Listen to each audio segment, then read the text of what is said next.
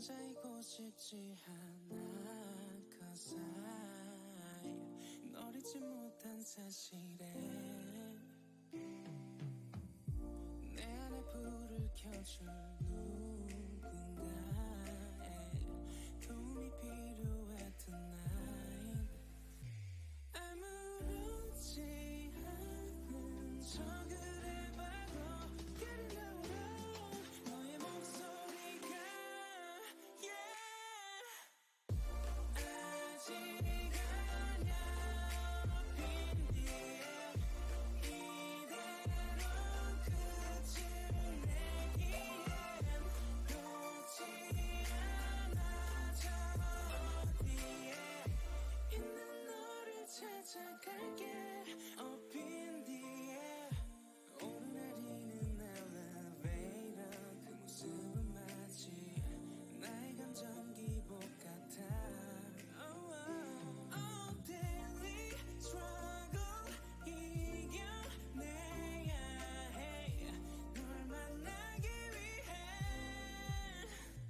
아무렇지 않은 척을 해봐도 Getting out 너의 목소리가 yeah. 아직 아냐 빈 뒤에 이대로 끝을 내기엔 놓지 않아. 저 어디에 있는 너를 찾아갈게. Up in the air 닫힌 맘의 문을 열고 싶어 난 Just like that yeah. 두드려 빛이 보이게 이렇게 너를 잃고 싶진 않아 yeah.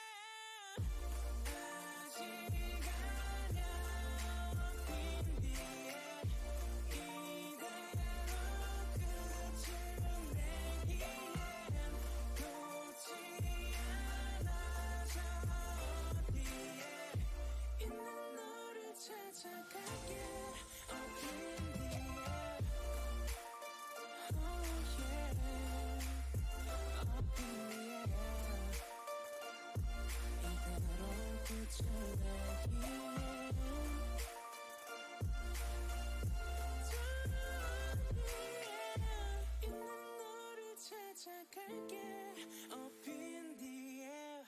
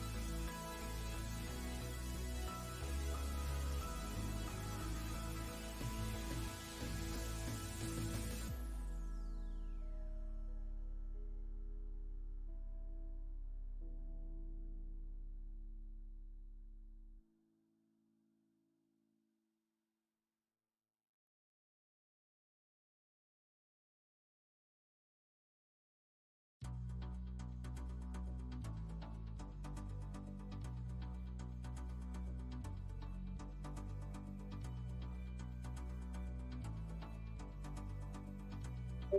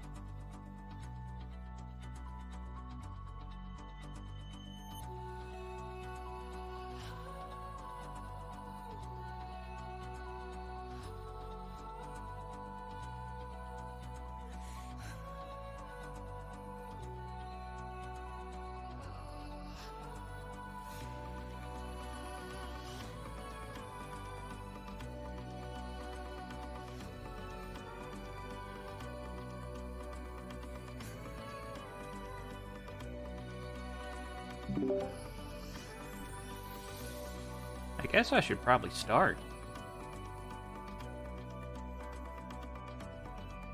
Got in the middle of taking care of something for D&D.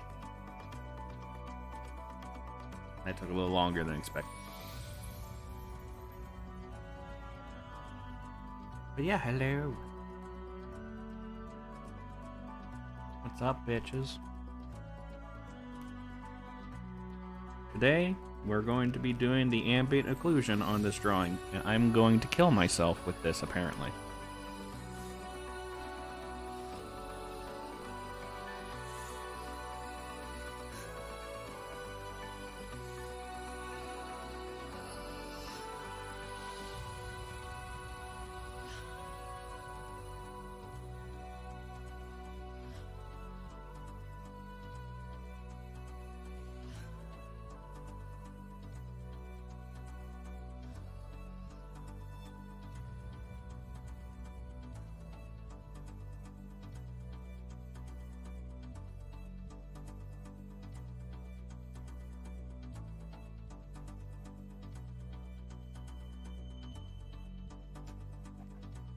Just realized something. Give me a second.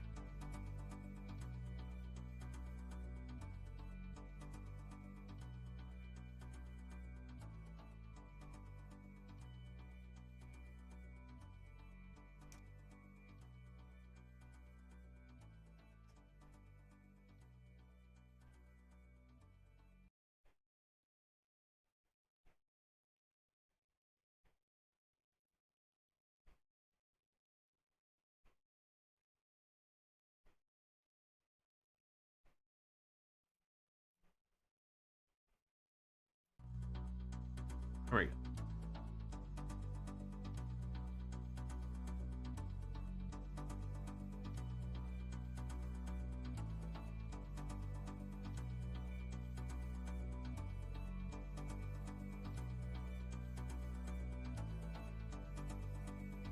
Pop out chat.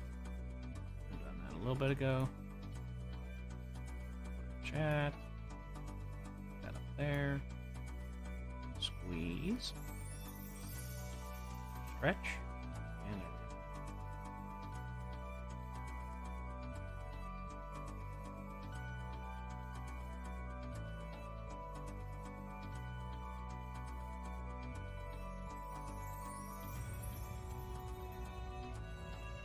we go. All right, let's get going.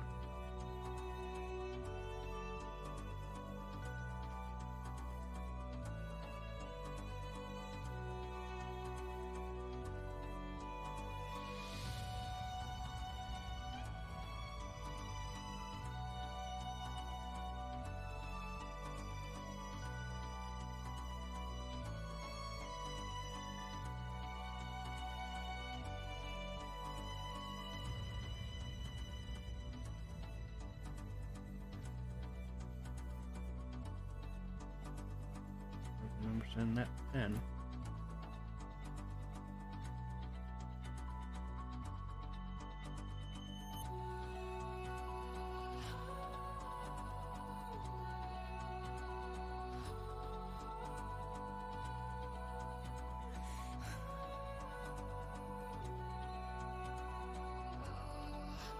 Fix this real quick.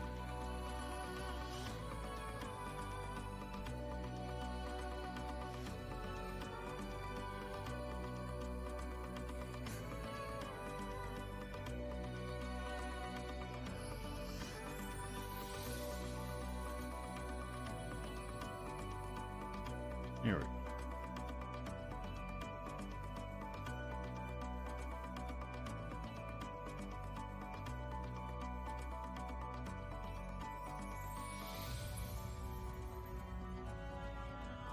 That's better.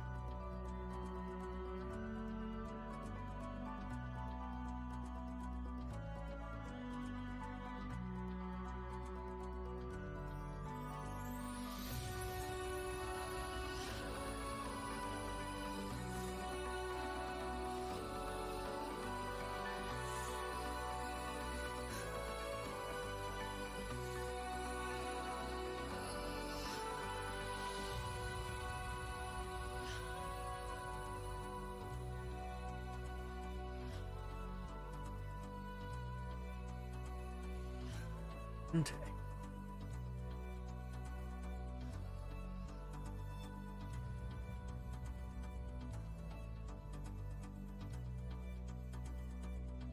I did physical labor today, so I'm tired because I'm a bitch. But we got shit to draw, so we're drawing.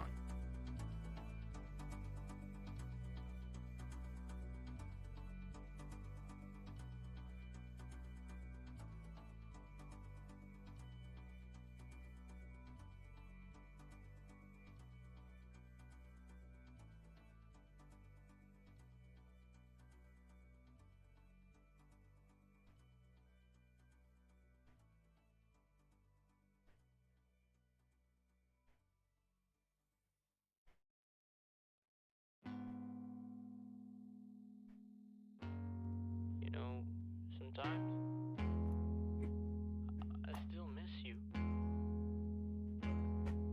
It's okay. It really is.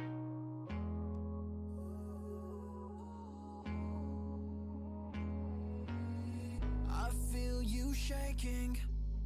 Take a rest. Love, forgive me. Trying to reorganize my windows. Not the best. Open your eyes There we go. and clench my hands. No need to cry if it's not the end. And you might be in love with somebody. Baby, I need to know. Baby, I need to know. And you might be in love with somebody, and I want you to know. I wish that you were here with me.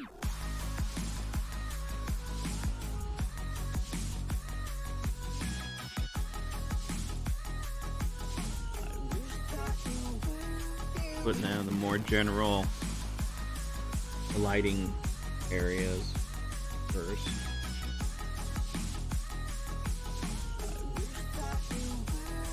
Mostly so I just don't overwhelm myself. I'd be laying down.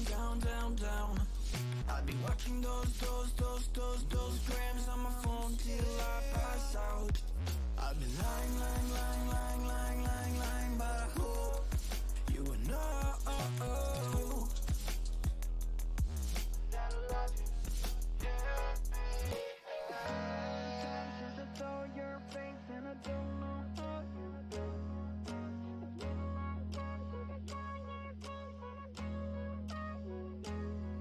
And you might be in love with somebody. Baby, I need to know. Baby, I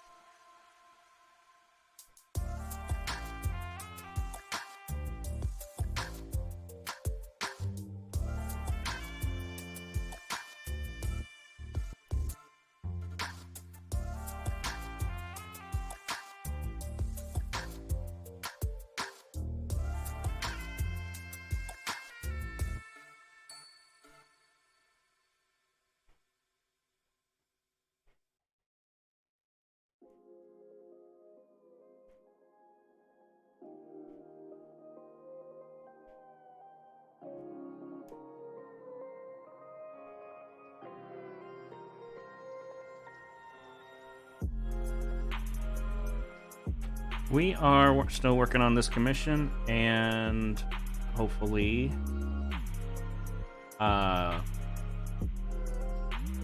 doing some D&D stuff.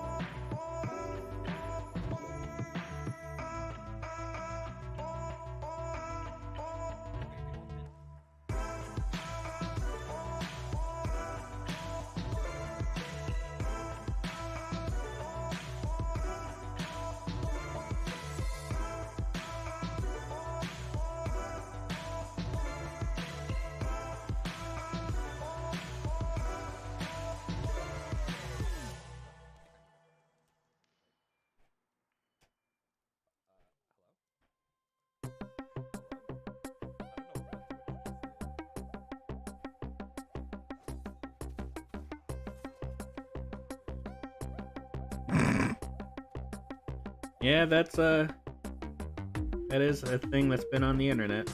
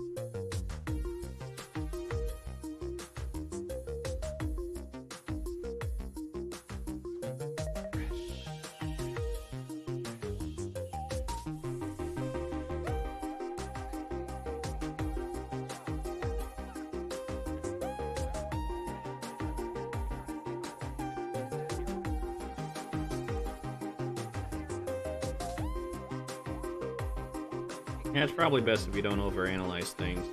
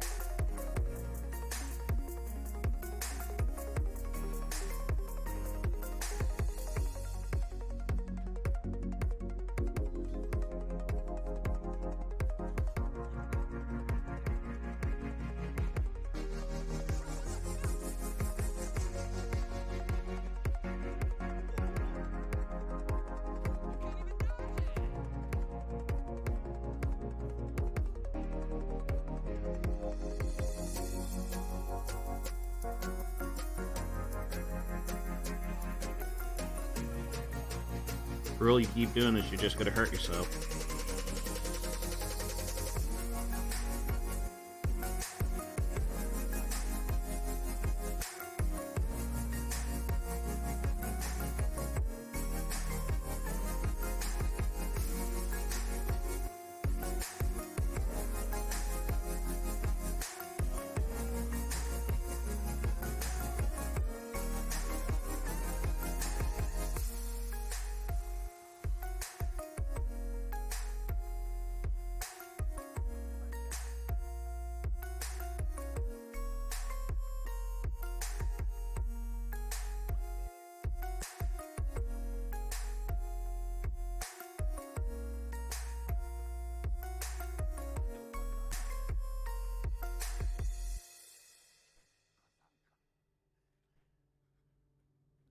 Help you how?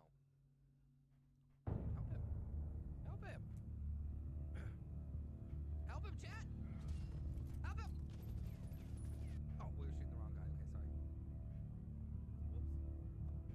Kind of helped today, didn't we? Cry. You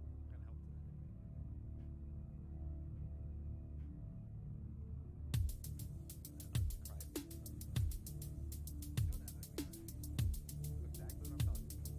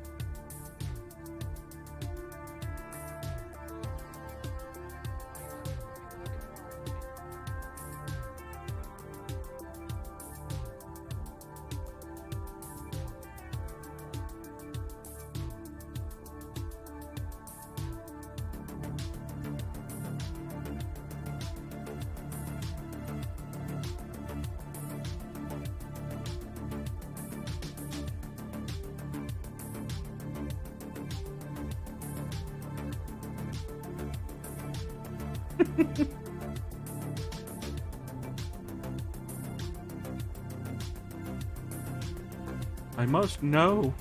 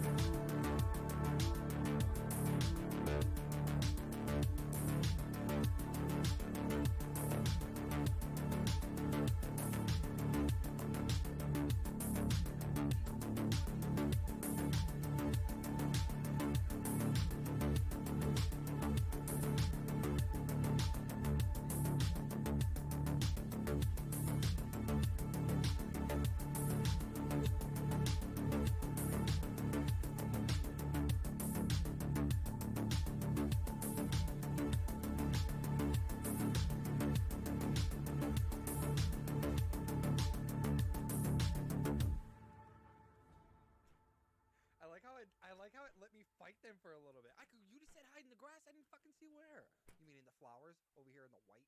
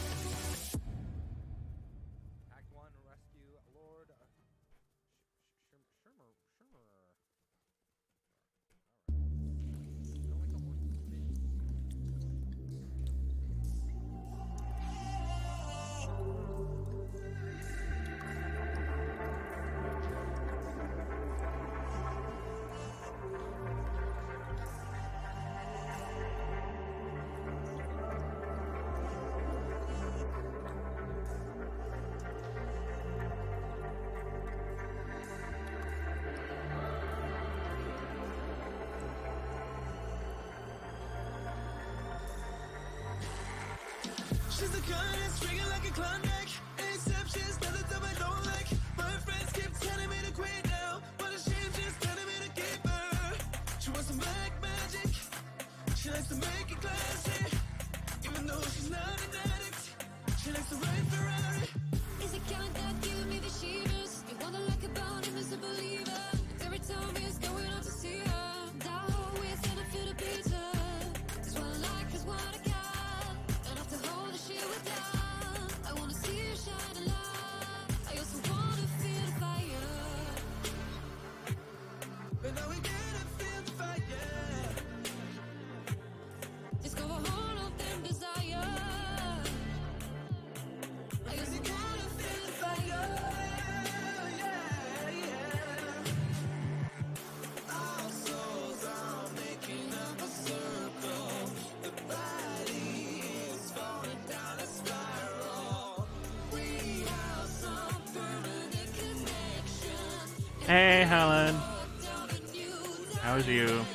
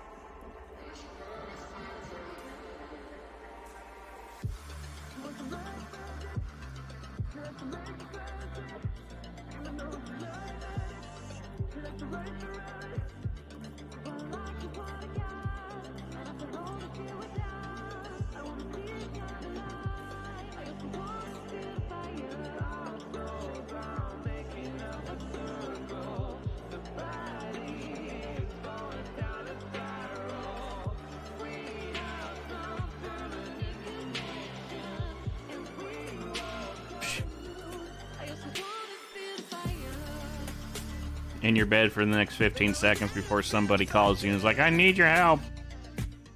It's gonna hold up them desire. I used to wanna feel the fire. Our souls are making up a circle. The body is falling down a spiral. We have some permanent connection, and we walk down a new direction. She wants to make magic. She likes to make it classy. Even though she's not an addict. She likes to ride Ferrari.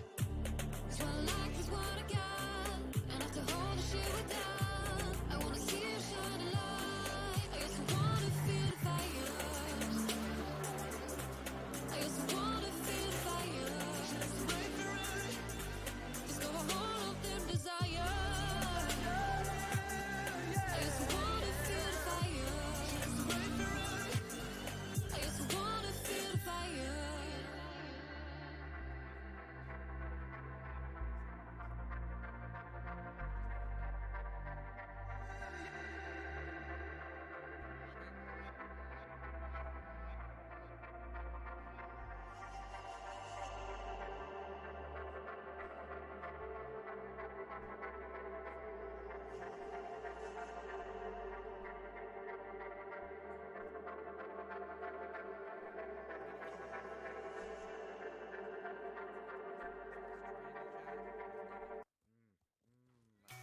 Part of me is waiting for seeing your face in the dead of night by my side, but I'm still hesitating, 'cause there is this distance, and we both feel it through the dark in our hearts.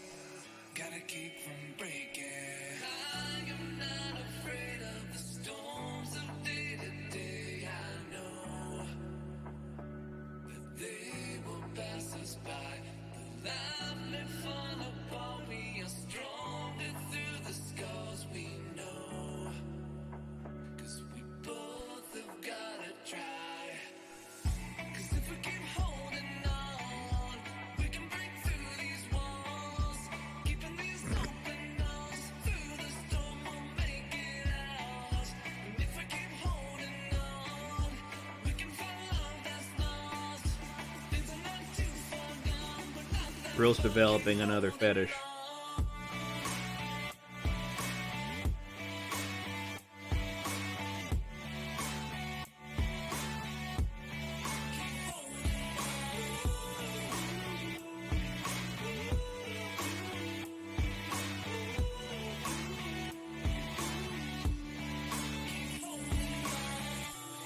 in this ocean, we are left hopeless.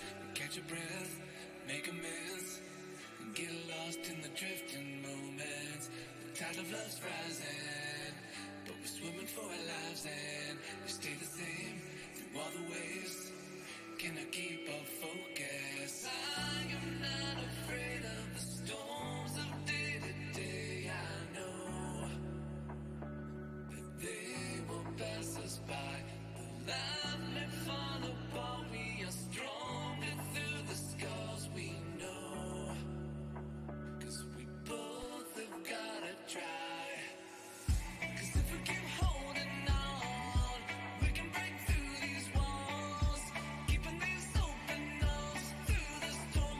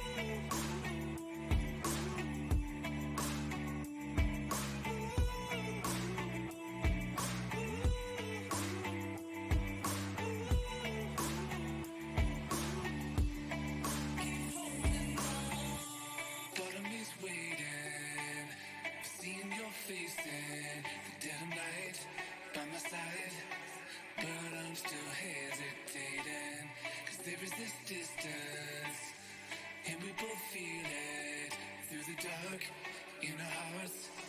Gotta keep from breaking.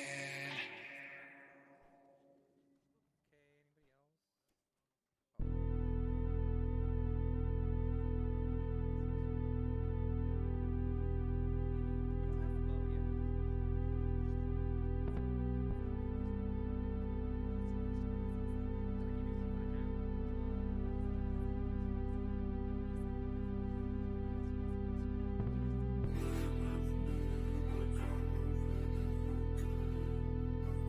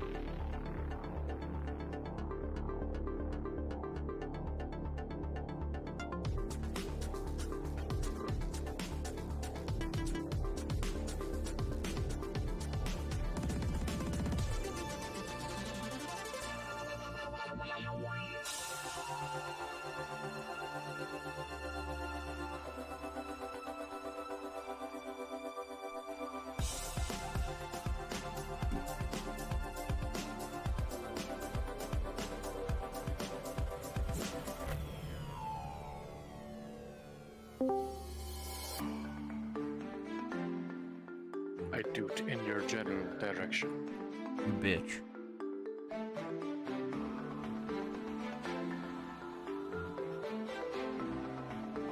That was really fun.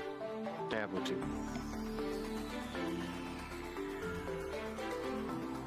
What? I forgot how fun Diablo 2 was. Oh.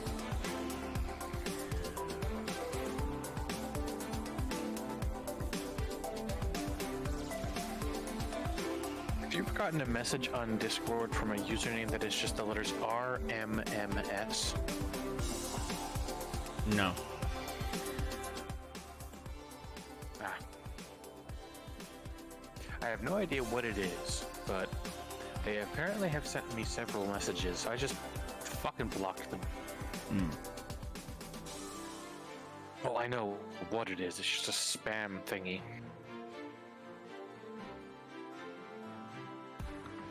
Okay. I was about to say, what messages have they sent? The first one is hilarious. I am a reputable vendor from the Darknet. Okay. Exactly.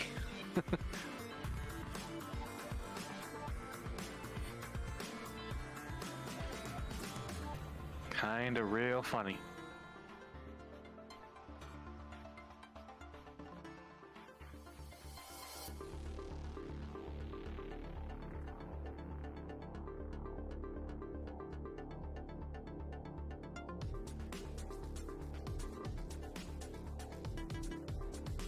It's Zuda, and Helen says hi.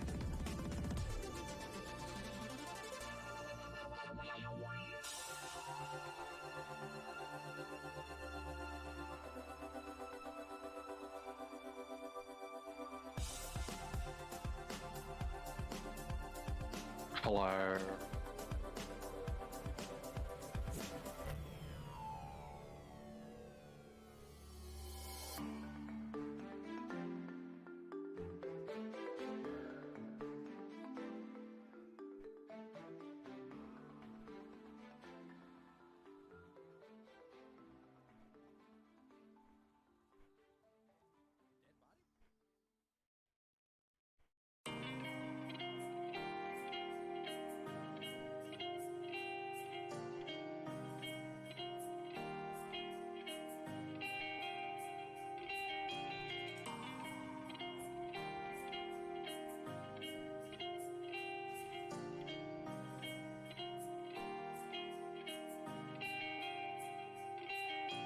Don't say goodbye. Don't make me cry.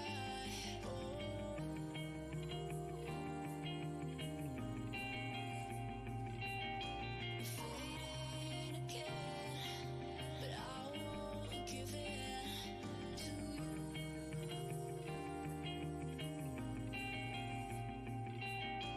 Don't say goodbye.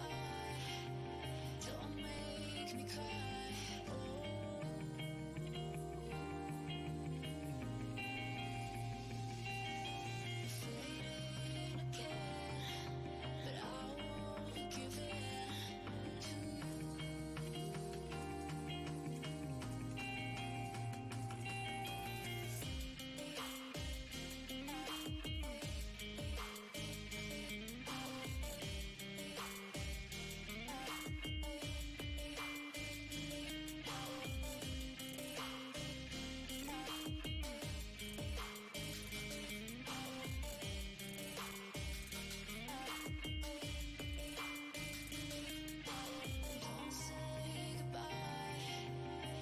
So have they released the remaster of 2, or were you just playing Classic?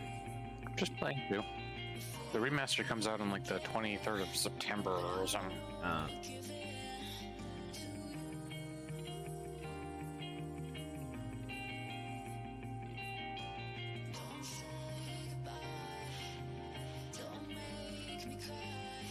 Wondering that since it's basically just a visual overhaul of 2, if the mods that currently work for Diablo 2 will also work for the remaster. I don't know.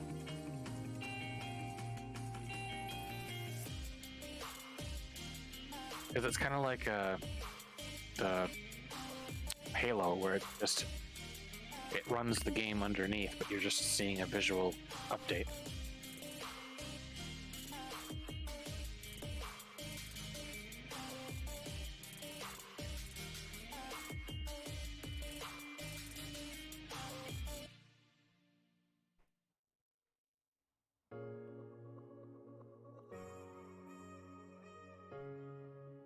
Yeah, it looks like the game's gonna be between 40 and 60 bucks. I've already bought it. Of course you have. I like the game. To a place where I can feel the rain again. I wanna reach the mountain where I can soar across the sky. And so my feet start to tremble, they lift off the ground. I leave it all behind.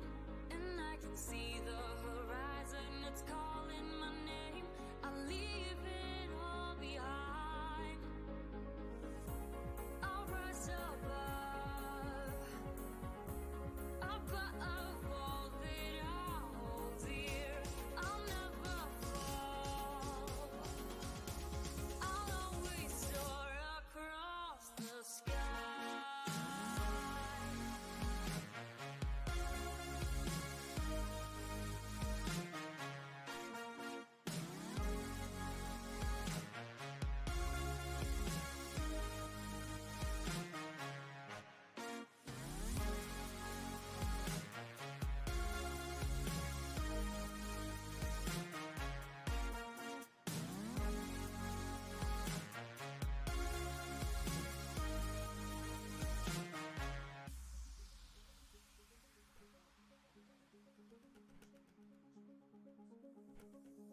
I wanna fly through the night and feel what I used to be. I wanna run away where I can soar across the sky. Drawing ambient occlusion's a pain in the dick, but when you see how much of a difference it does, it still doesn't feel worth it. But it's cool.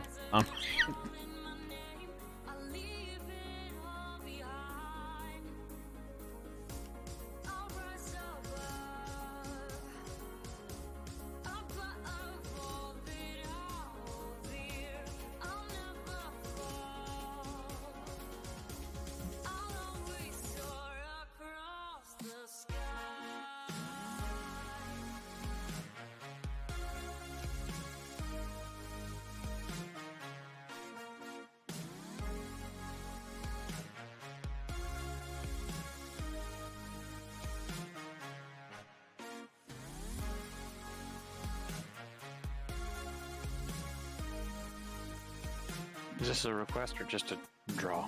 Commission. Yeah, that's the word. Commission. I will never, and I will never fall. I will never. There's an art meme that I want to do, but I know it would take me too long to do it with all the other shit I'm doing. But it's called the shirt cut meme, and basically you draw a character with different kind of shirts that show either side boob, inner boob, boob window, under boob, and then free space. And I want to do that with one of my characters, probably Claire. And then on free space, I'm just going to have her, like, her face real close, and she just goes, it's free real estate. Oh. No.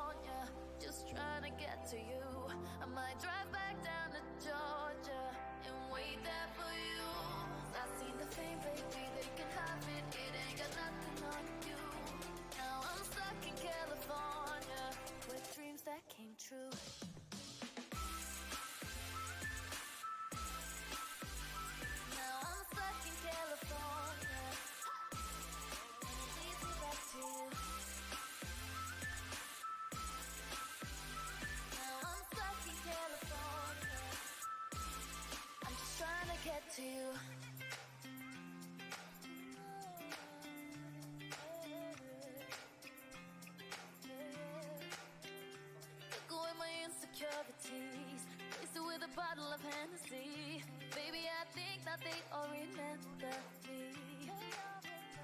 Mine ain't the same anymore. Sleeping on these hotel floors, thinking how could I have gotten this far? Ooh, all this glamour, Grammy parties ain't the same. Got me wishing that I never got on that plane. Now I'm stuck in California, just trying to get to you. I might drive back down to Georgia and wait there for you. Cause I seen the fame, baby, they can have it. It ain't got nothing on you. Now I'm stuck in California with dreams that came true. Ooh. Now I'm stuck in California, and it leads me back to you. It leads me back to you. Now I'm stuck in California, trying to get to you. California dreaming. Now I'm stuck in California, and it leads me back to you. Now I'm stuck in California, I'm just trying to get to you.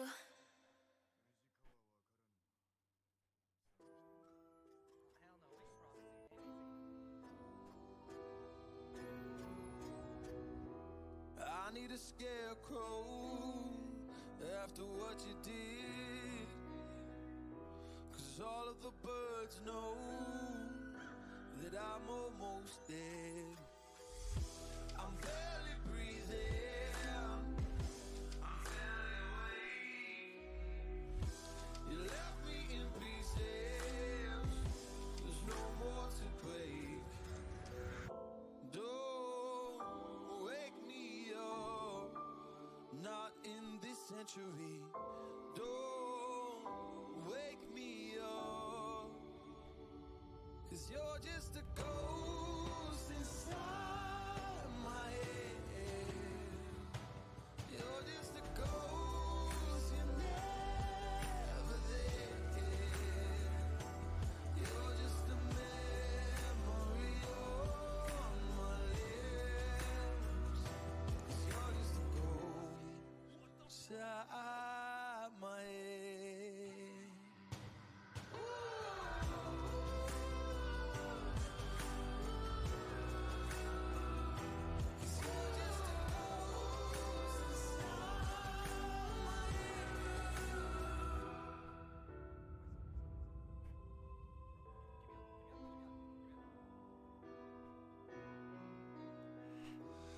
I need an angel after what you did. Cause you were the devil, you messed with my head. You lied to my mother. Whew. You said that you'd be there. Screwed up my character royally, so I had to literally restart. Why'd you do that?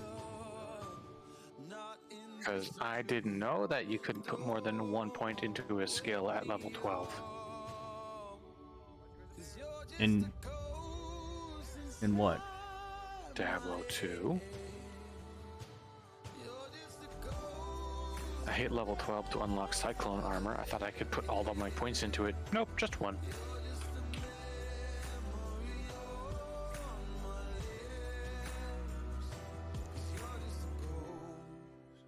Inside my head.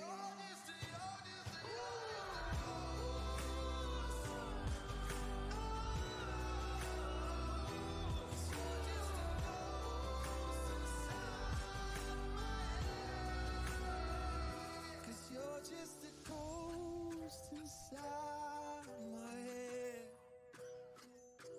You're just a ghost, you're never there. 'Cause you're just a ghost inside. So now I'm just restarting as a Firestorm Druid.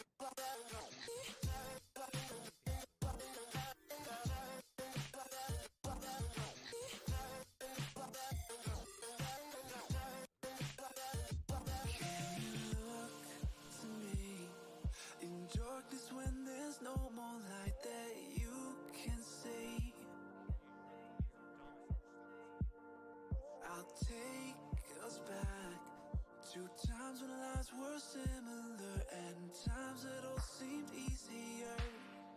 Oh, yeah, I am really into the drawing. But also, I have nothing to say about what the shit you guys are talking about, so.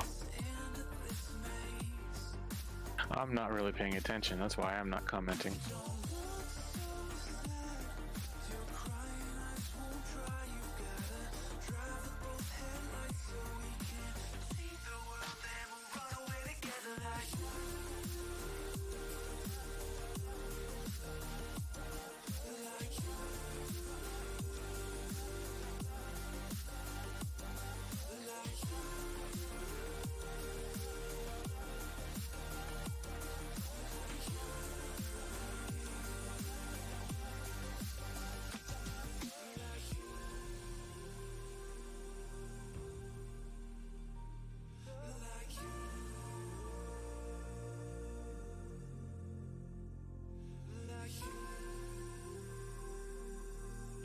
Also, at this point in the drawing, I want to get through it as fast as possible, because otherwise it will take me fucking forever. Come close to me. I'll whisper in your ear the things that we could be. I'll drown us in the purple drapes that you were clothed in. We could live like royalty. And I'm wanting to get done with this commission this week. Preferably today. Yeah.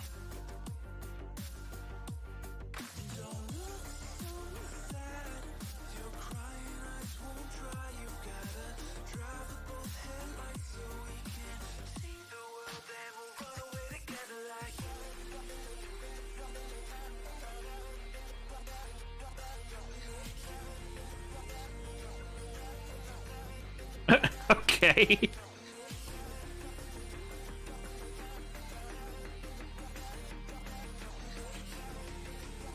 Alright, Helen, have good sleeps. Prefer bacon over SLOBS.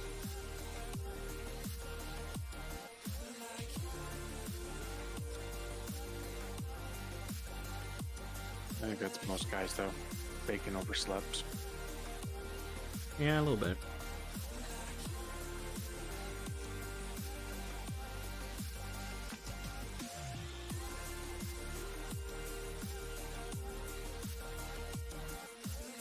Yeah, I'm mostly just playing Diablo 2 right now, just to try and figure out what I want to do once the Resurrected comes out.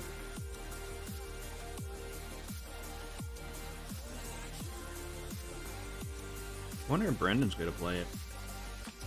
I don't even know if he. I don't know if he will, because one would need to have it.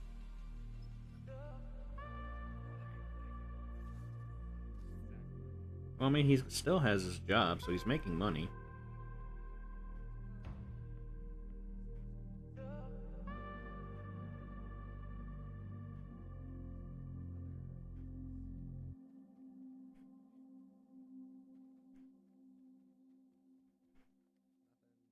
I have a wand in this game. I just found a wand and I'm using it to hit things. It's the funniest thing ever. It looks like the character's kind of hitting things with an old school dial-up phone. Over the end of it and like smack you. You're just a creature in the night, pulling up my sheets, feeling underneath. Same thing gives me a fright. No better than the beast hiding underneath. It's you, hiding from the freak you are next to me. It's you, same thing every week, hiding underneath. I hate how chaotic this fire spell is, but at the same time it does so much damage. Chaotic as in fire goes everywhere? Yeah. Like, I'll target something and then the fire will just go around it. Son of a bitch!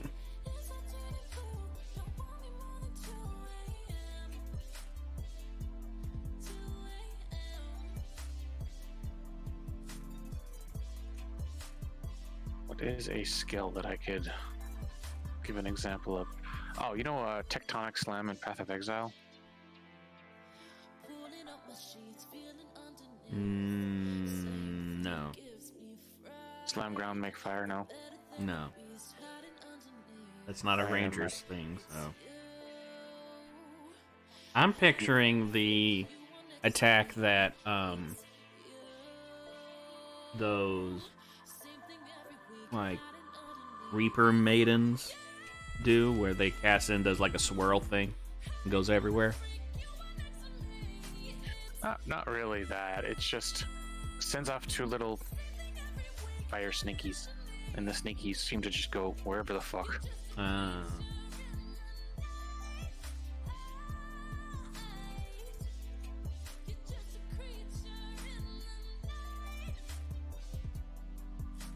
Yeah, but even though it does a lot of damage, I don't think I would like that.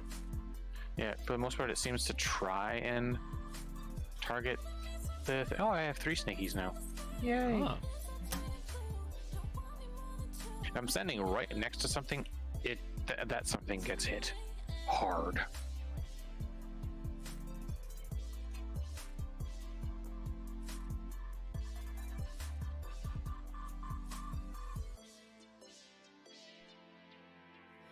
Pulling up my sheets, feeling underneath. Same thing gives me fright. No better than the beast hiding underneath. It's you, hiding from the freak. You are next to me. It's you. Same thing every week, hiding underneath. Red Dead Redemption 2, awful. Send me your ears.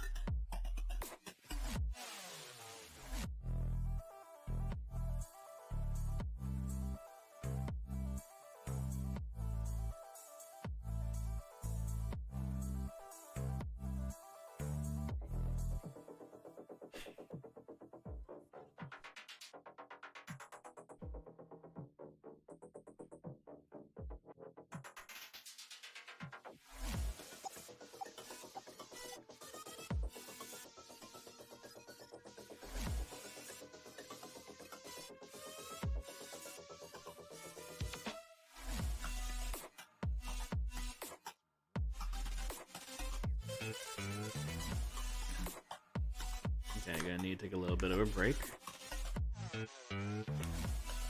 Yeah.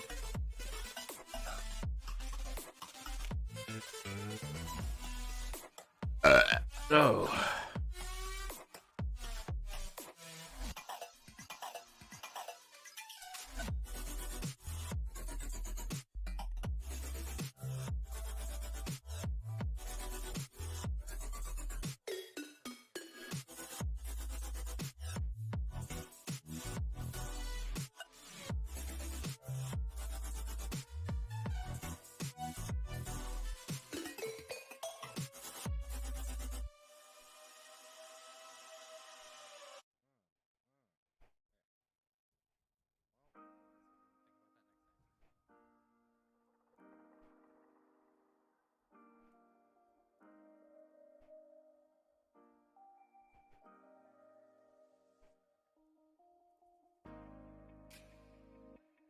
Thought I better love you better, 'cause you're all I know, oh, you're all I need. But it's complicated, I'm my own safe haven, and it's not the way you believe. And I'm stuck in between what I know and what I feel. Why are we so unsteady, baby? Tell me. And you see right through me, but you still know what I need. Why are we so unsteady? Tell me.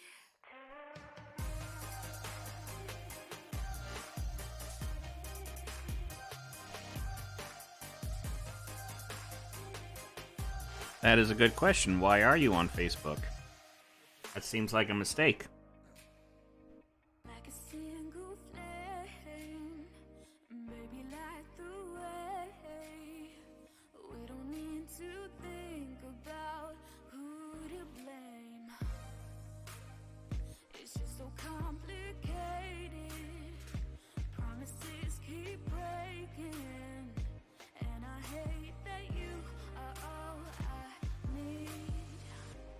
And I'm stuck in between what I know and what I feel. Why are we so unsteady, baby? Tell me. And you see right through me, but you still know what I need. Why are we so unsteady? Tell me.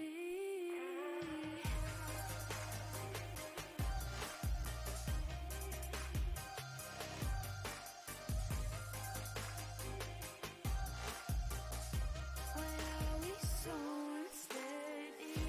Tell me.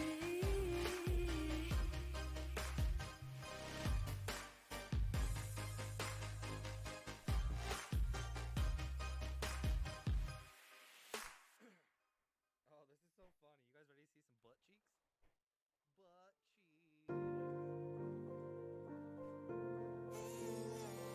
cheeks. Facebook's not a source of a good anything. I don't need your good advice. I don't need you by my side. I just need me and myself tonight.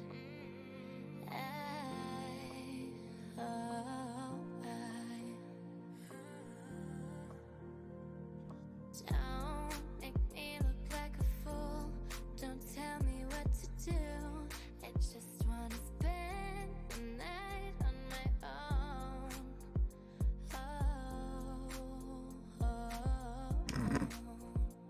The Onion's great. I don't need a man who holds my hand, but he's trying to hold me down when I say things that he can't. Although the Onion is slowly becoming a legitimate news source. More legitimate than Fox News. Or CNN, or MSNBC. Pretty much all of them. Or CDPDIs. Oh wait, that's a joke.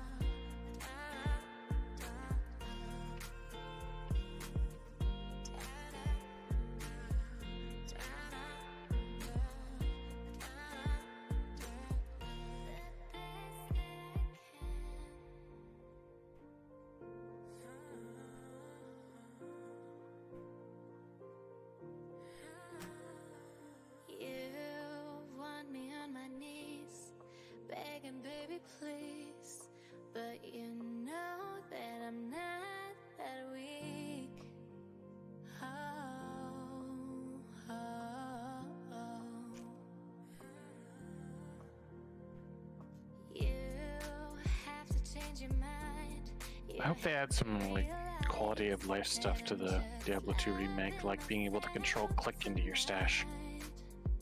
That'd be nice.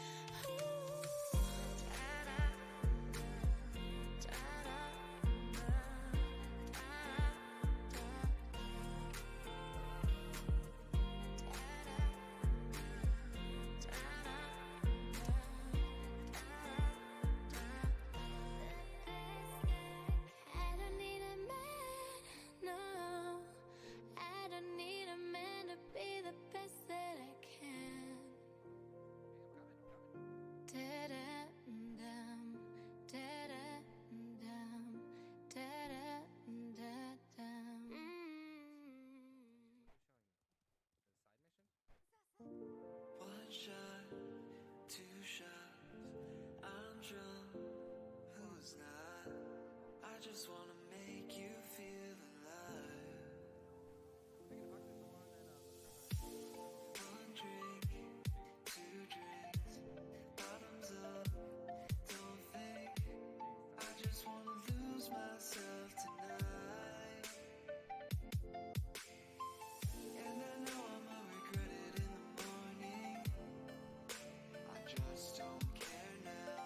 I just wanna keep it going till the morning, or at least until I'm face down, blacked out, blacked out, blacked out, blacked out, blacked out, blacked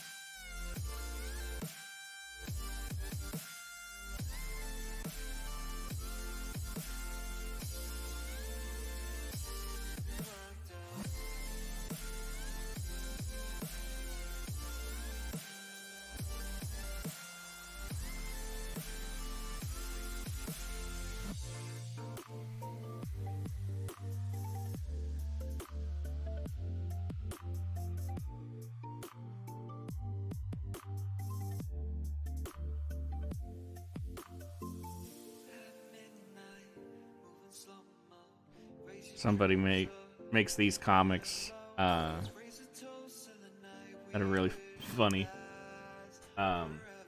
Weekly roll? No. But they make these comics that a lot of it has to do with fantasy setting stuff. There's this one where there's a barmaid goblin, I guess. A wizard or witch or whatever, and then I'm guessing a female paladin. I've seen this hentai. And the witch is like, so I'm blowing this guy, right? And he tells me to show it to him before I swallow. And the goblin's just laughing her ass off, like, bro, have you ever tasted your own stuff? And then the paladin's like, yeah, it's gross how the semen is sickly sweet, like condensed milk. And the other two just look at her like, what? And sour, like yogurt with a sharp radish-like aftertaste. And the guy's like, are you just naming white-colored foods?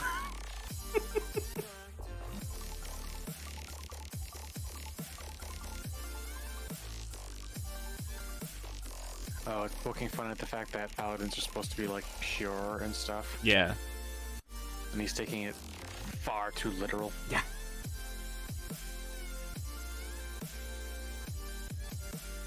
A running joke that this person has is that female elves are like just starving for sexual attention, but they also need to keep up the look of they are better than everyone else. And so they're just like, no, I will not let you ravish my body, orc, with your big muscles. And just shit like that.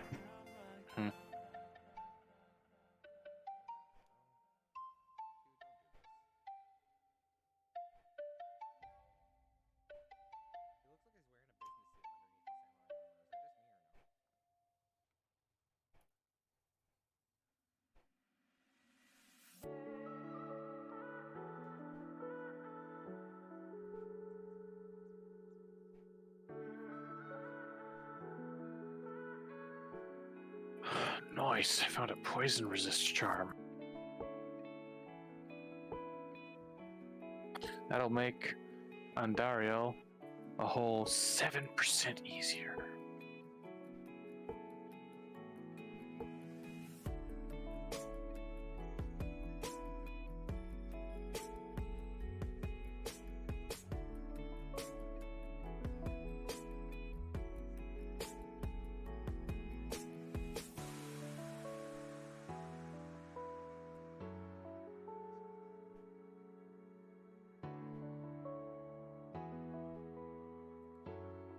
There's one here where this female necromancer, like, whew, nothing like a hot bath after a long day of dark magic. And she's got candles and bones and shit all over because necromancer. And there's a skull on the corner of her bathtub. And she's like, did I put that skull there? Maybe I'm overusing bones in my decor. Shouldn't be so repetitive with my furnishings just because I'm a necromancer. And she's like, starts to strip, and then the next thing is all these skeletons, and one of them doesn't have his head. He's like, we have nipples! Nipples are confirmed! I repeat, nipples are confirmed!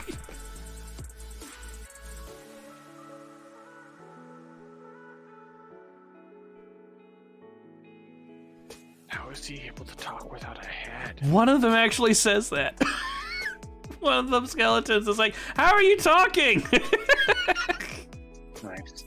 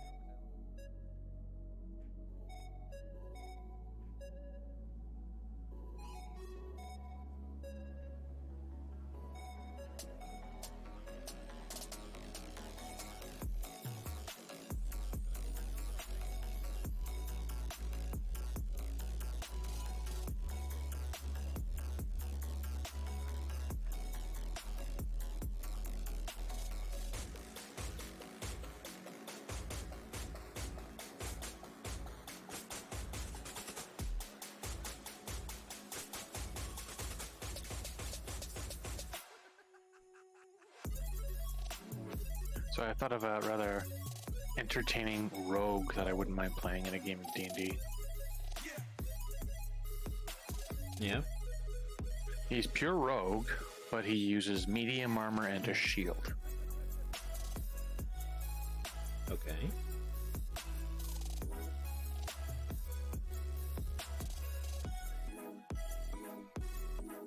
culture that it? geek. That's about it. Yeah. He's a scout archetype, so I was thinking of making him like one of those. I guess the equivalent of the American military would be a Marine.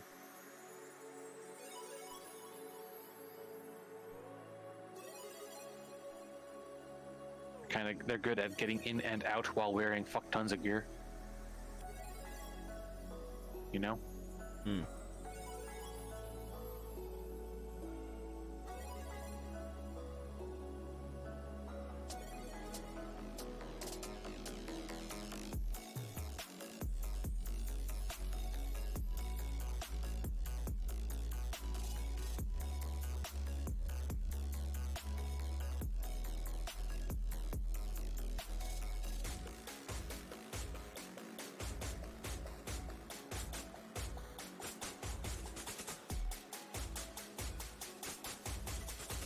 Yeah, the only other thing is it'll be a strength-based character.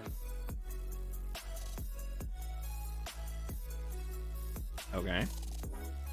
It's kind of based off this one thing that I saw where a guy was playing an assassin in like 2nd edition D&D, but he took huge penalties to like stealth and shit so he could wear big ass armor and just use a dagger, because the dagger was the only way his character would be able to sneak attack.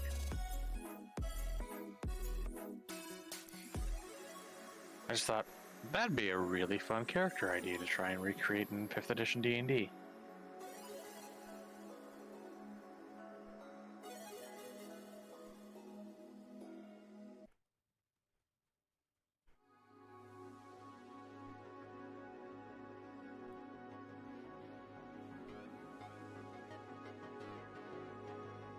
It'll probably work better in 5th edition. Yeah, because going variant human for the feat at level 1, the feat being moderately armored for medium armor proficiency and shield proficiency, and level 4 taking medium armor master, so he can use up to +3 of a dex bonus and no longer have disadvantage on stealth.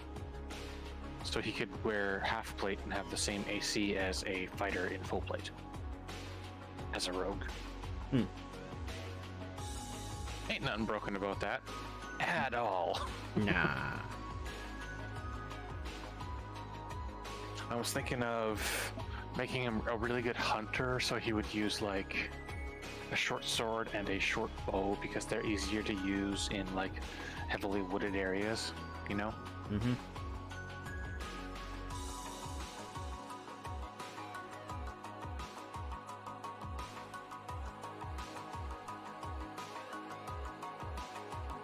Only question is, do I actually go with the scout archetype for free nature and survival proficiency and expertise, or do I do something else? I don't know. Yeah, that's the question. I don't know.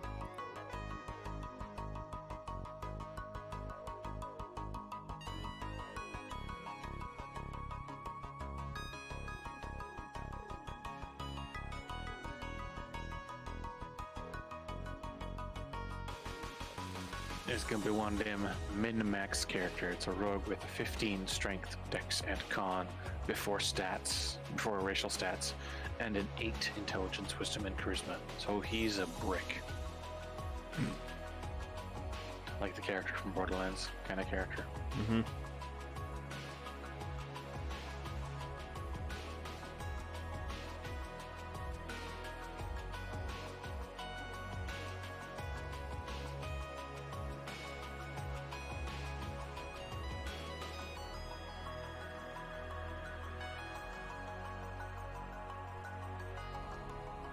What does thief get?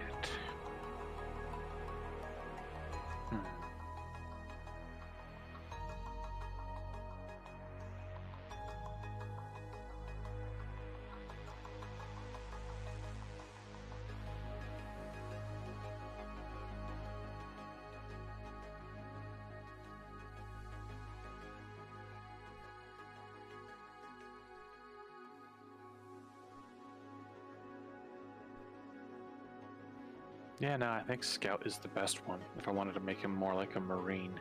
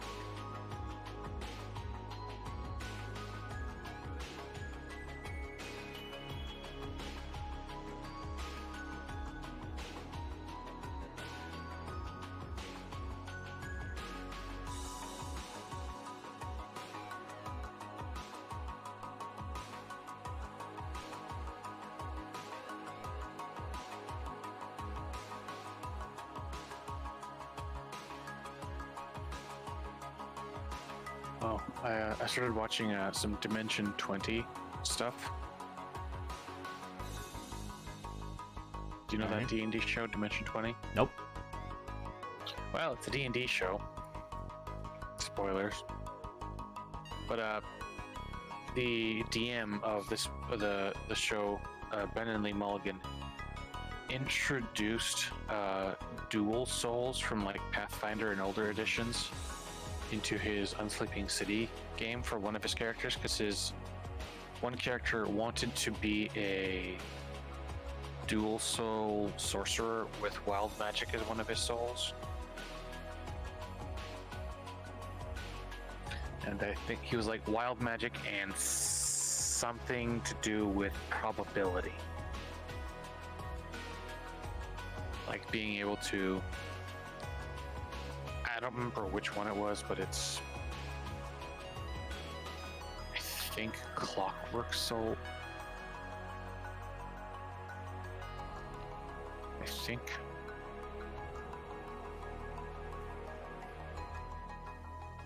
No. That ain't it.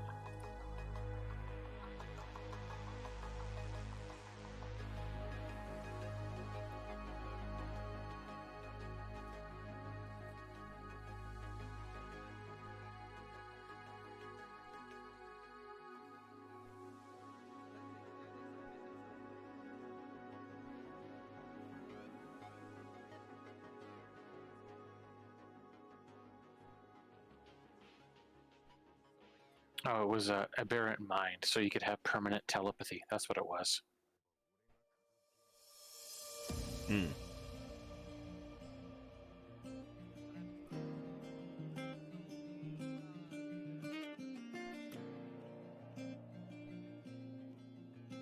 What background do you think would work for this, like, Marine rogue character? I don't know. God, you're no help. I know.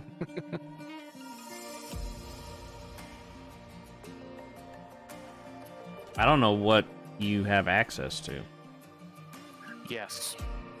Okay, then I definitely can't help you, because I only have access to the very basic shit. Keep sending you that 5e tool site, but nobody ever uses it.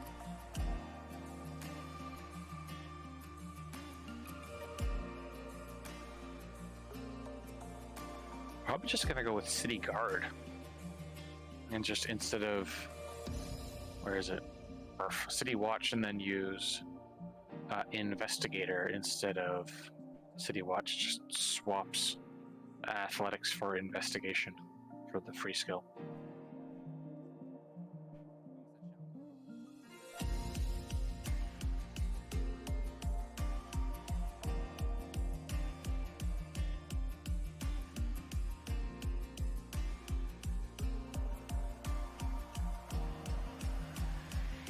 I'm also not taking acrobatics on this rogue because that's just silly on a strength-based character.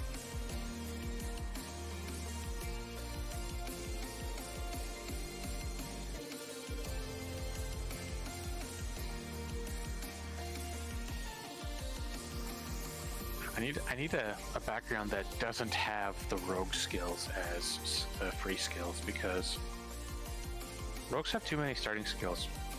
Hmm.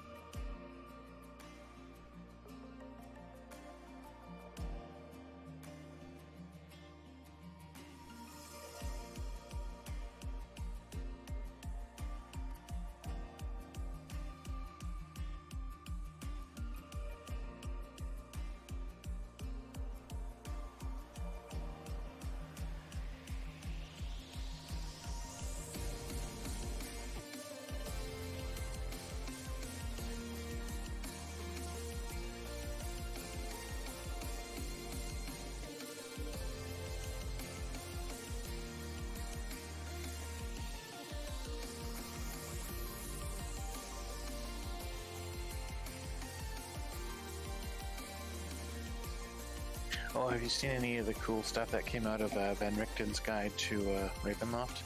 Nope. There's a monster in it called the Bagman. I heard about that character. Yeah. If you know what you're doing, you can actually make that character as a playable character.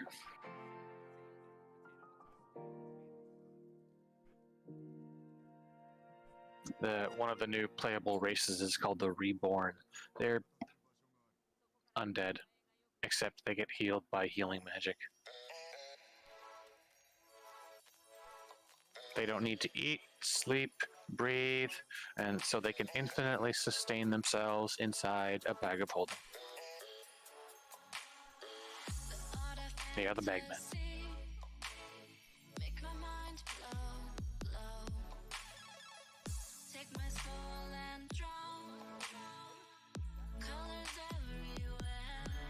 Inquisitor is a cool sounding background. What is this from? Oh, the Innistrad thingy.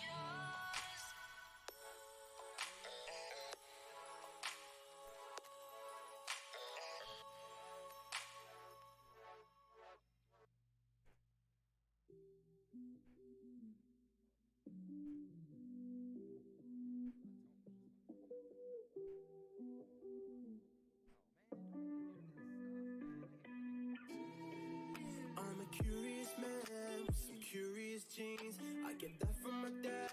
I'm not far from the tree. I feel like I'm a butterfly, sting like a beamer. I hate features, got my running around with my head in the clouds, spinning lost and then found. When they woke up and frowned, tell myself I'm the man. I was right to be left, now I'm back to myself. Who am I to keep on? I just looked at Haunted One, saw that they got a horror trinket, and clicked the D100 thing for the random roll, and I got 93. A journal that has been heavily redacted. That sounds like a military person.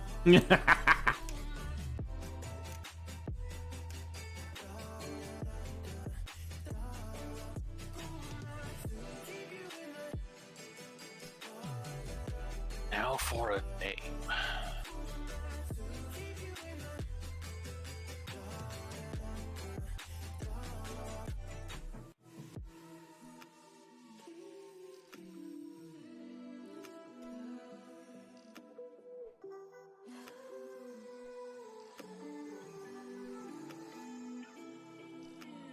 Looking right, left, going straight. Don't know where to go, wanna hide away. I'm reflecting myself.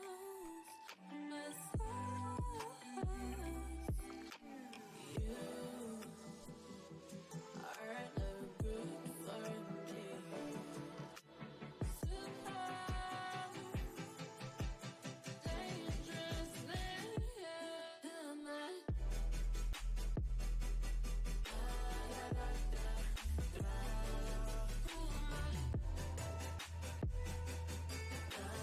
There's a spelling error in this name generator, and it's glorious.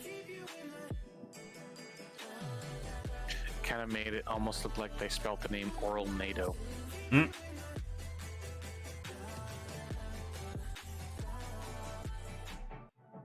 It was obviously supposed to be like Orlando, but Oral NATO is hilarious.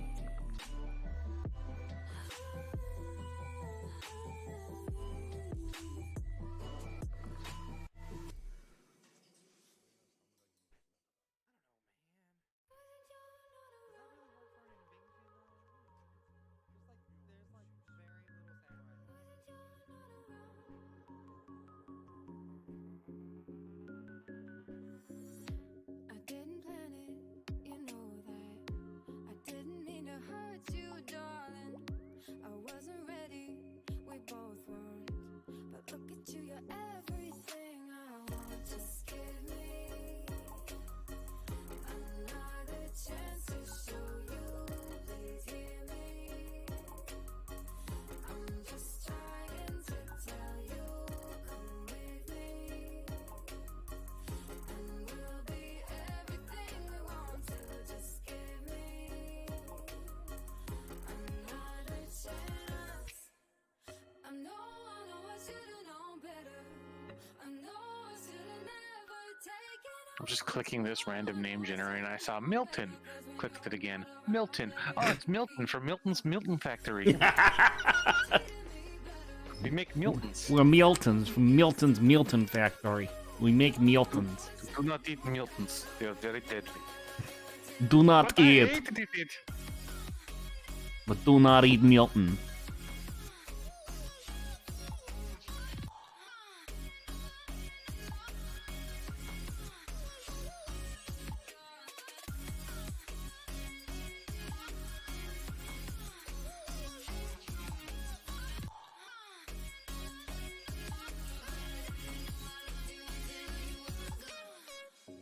I'm only human, you know that. Quit looking at me like I'm something else. You're feeling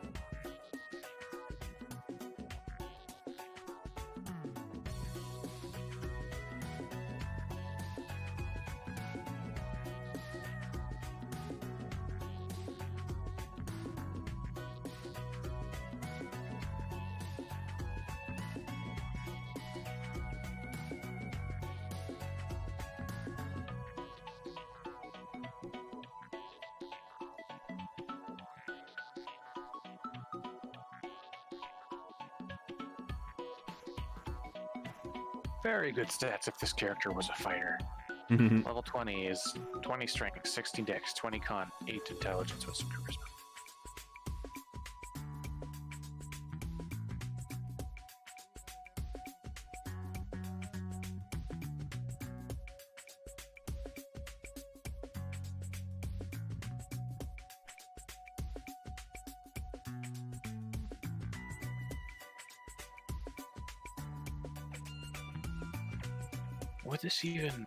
Would there even actually be a fighter archetype that would work for this is the question.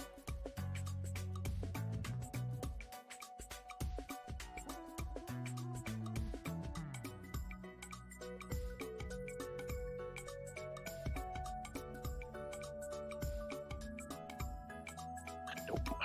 Need the expertise.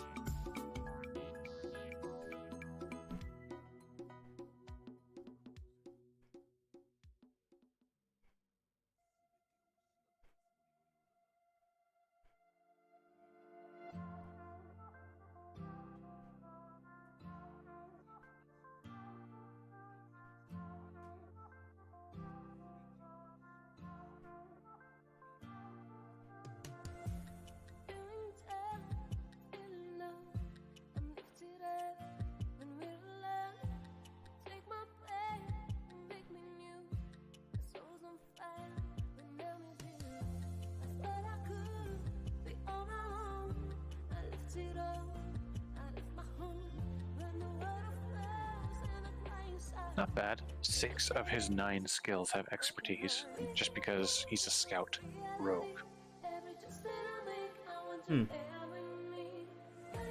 They get survival and nature for free and expertise.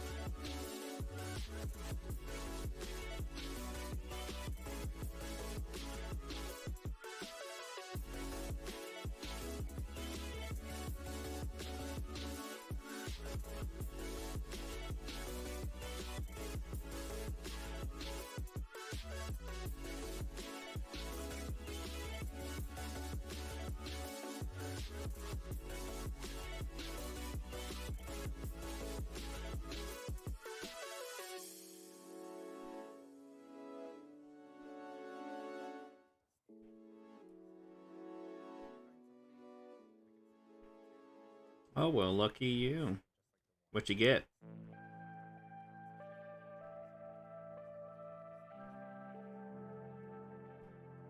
Those are pretty awesome.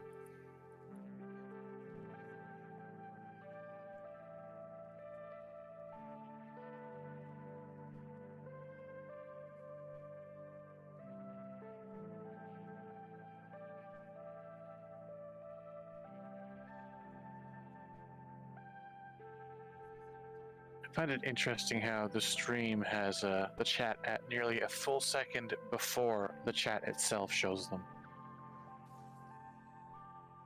Chat on the screen? Yeah, the chat in the stream and the chat in YouTube's site. The stream a full second ahead of the site. Yeah, kind of can't do anything about that. That makes no sense.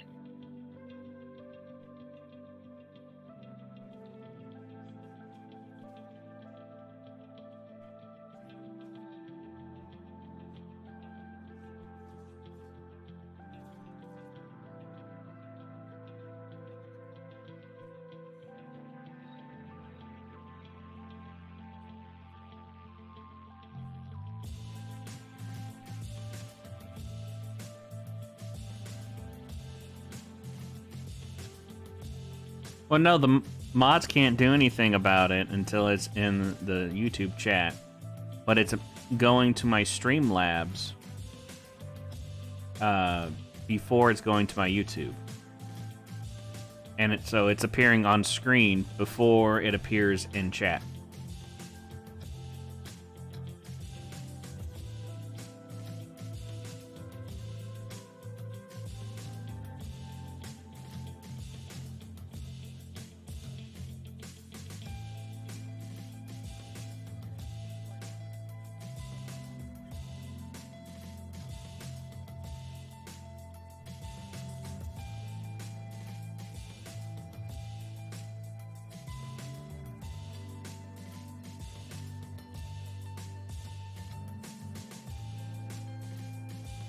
trying to come up with what seasonings I want to put in my chicken nuggets batter.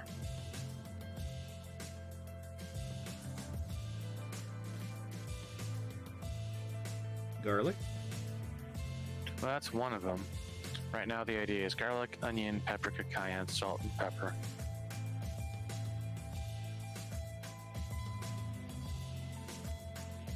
Add something that's kind of barbecuey.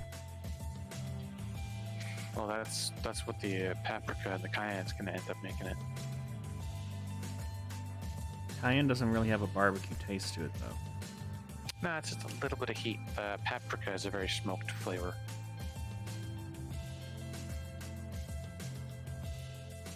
I have no idea if I'm saying it right, but I don't fucking care. I don't know if it's like you can say in different ways and stuff like that. I call it paprika. Paprika, whatever. Jergus burgers. Jergus burgers.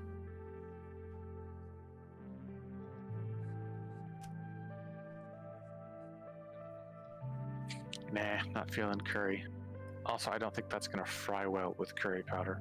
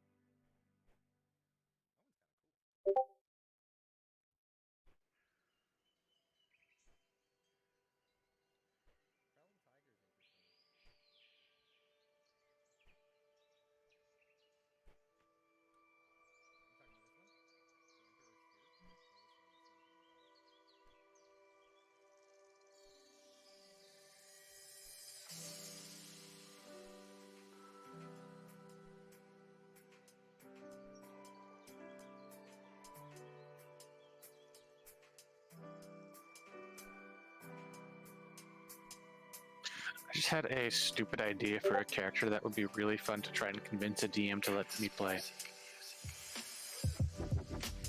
The patron of a warlock.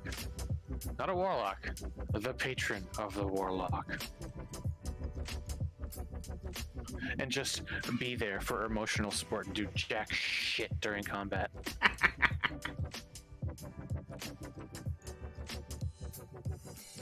Like make him a bard or something, so he's like good outside of combat and never take any damaging spells or effects, and just be the guy that gives a warlock the ability to Eldritch Blast.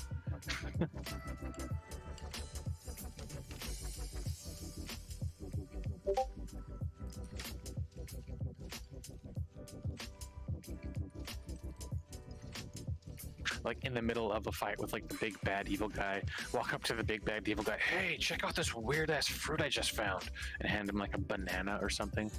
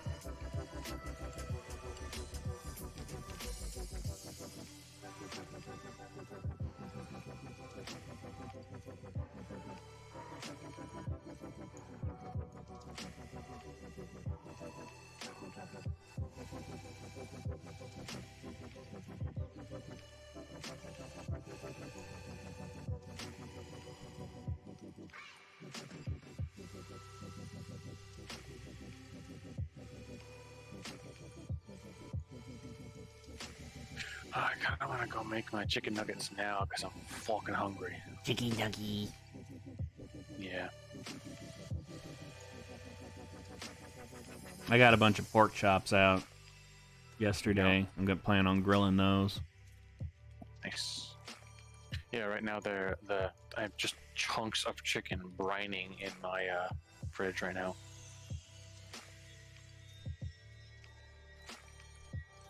Just your atypical brine of buttermilk, Frank's Red Hot, and pickle juice. I don't know what to call that water inside the pickle jar other than pickle juice.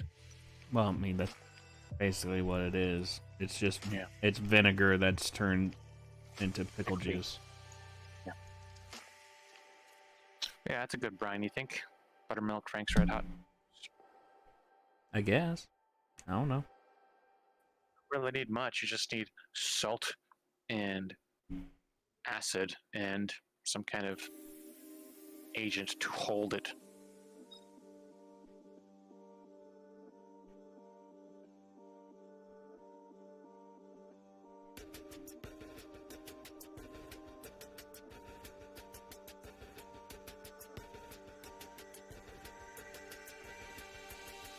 Well, Rule, you did stay up till like 7 in the morning.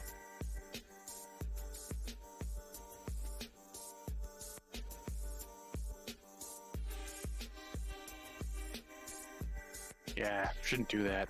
It's literally bad for you.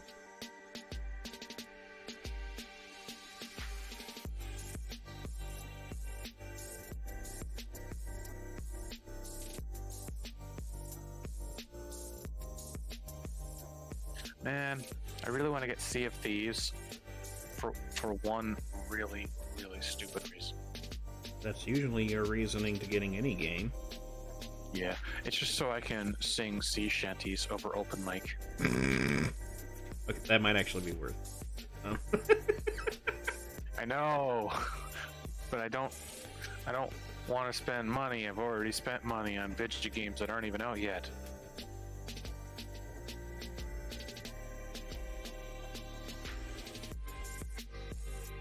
Yeah, Rule, unless you do that every night, where you're just up all night and then you sleep during the day, unless you do that every night, you're going to be fucking tired if you stay up till like 7 and go to bed and then wake up at 4.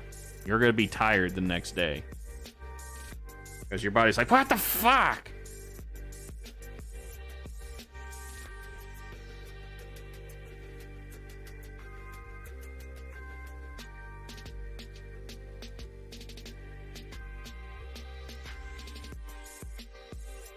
There's a game on Steam called Spellcaster University. It kind of looks like Hogwarts Simulator. Where it's Wizard 101?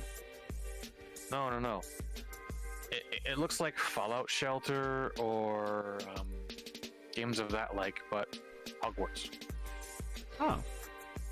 What's it called? Spellcaster University. Develop a prestigious university of mages. Build rooms, train your students, fight orcs, slay the bureaucrats, manage your budget. It actually says slay the bureaucrats. So it is just Fallout Shelter Hogwarts.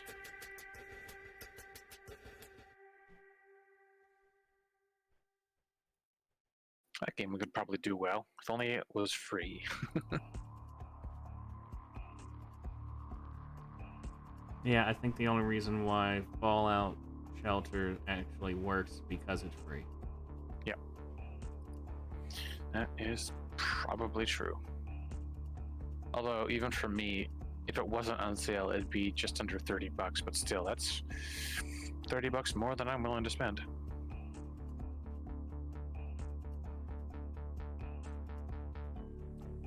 That game is not beginner friendly at all. Got a game called Door Kickers 2. Oh, where you're basically a SWAT. you're like a military squad. Yeah, you're like a SWAT team or something like that. Well, I guess in the second one you're actually a military one. But yeah, basically military SWAT. Yeah. And FBI, open up. yeah, that game does not have that good of a tutorial, and so I kept on forgetting what the fuck how I'm supposed to do anything, and then like it's one of those things where you don't know what the fuck you're doing, but when things work out, you're like, oh, that was good. Like going to the chiropractor. What's going on? Click. Oh yeah. Yeah, pretty much. So it's gonna have to be a game that I'll probably have to put in quite a few hours. But then I also don't want to put in quite a few hours because it's kind of frustrating with how much shit there is in it. And I was like, just throw a tutorial at me, please.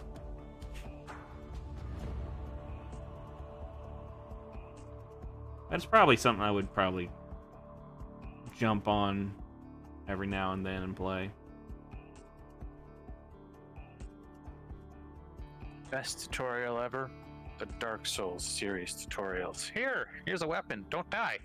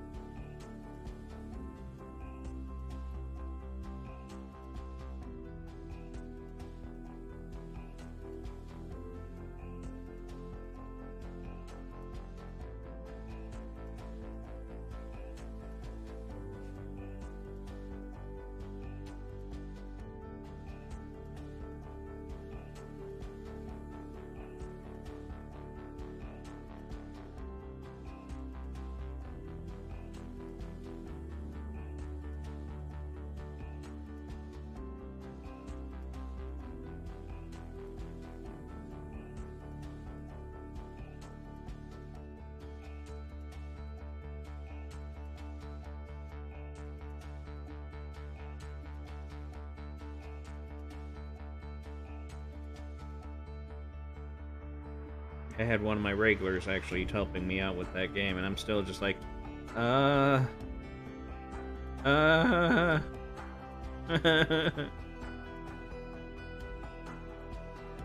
me not smart enough for this.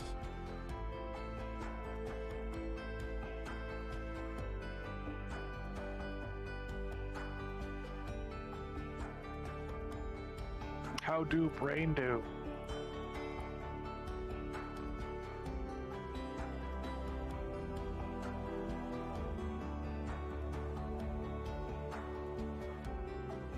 Yeah, that game.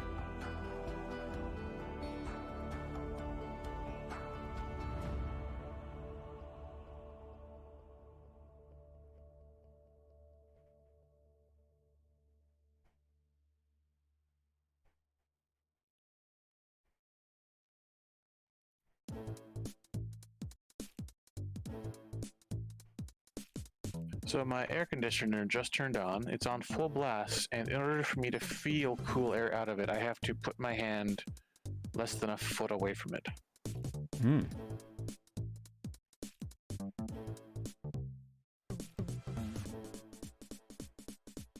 I think I need to get a new AC unit.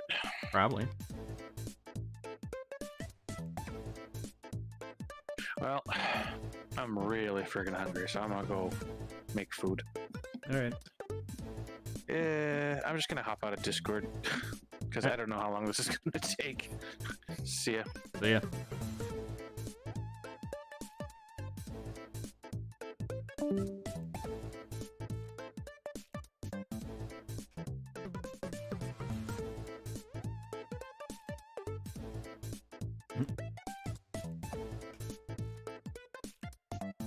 Hello.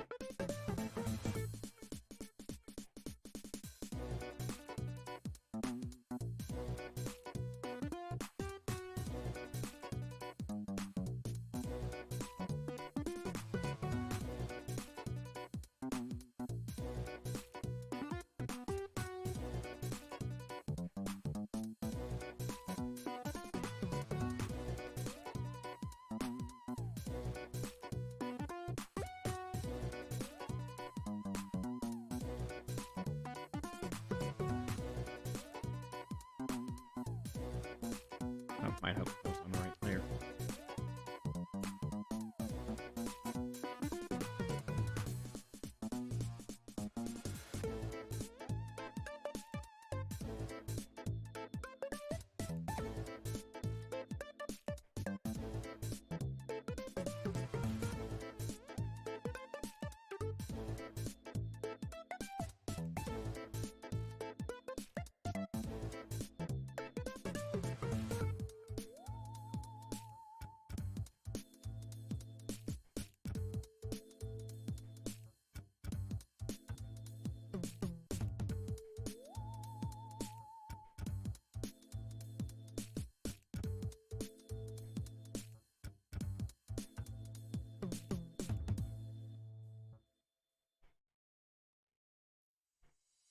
Yeah, I think the only way that makes sense is if they were saying, like, if you don't want to have a high electric bill, don't use your AC during a heat wave. But that's also kind of like saying, don't use your heater when it's cold outside.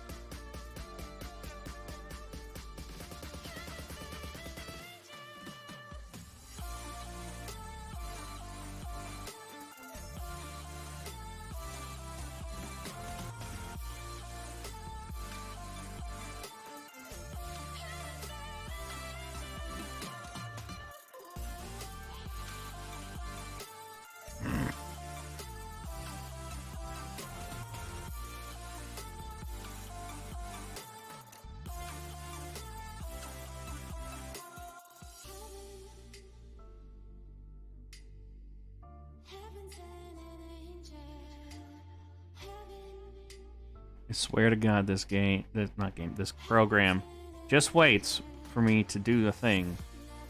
And it's like, oh, wait! Gotta save. I like that it saves for me. I love that feature.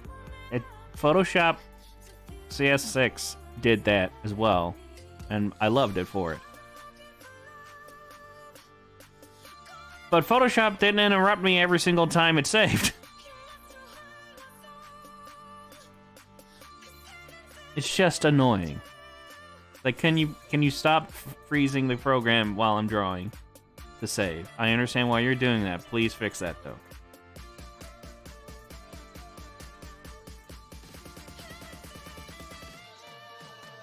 I like doing this sometimes to see how much of a difference this does. And then it'll really stand out when the color's applied.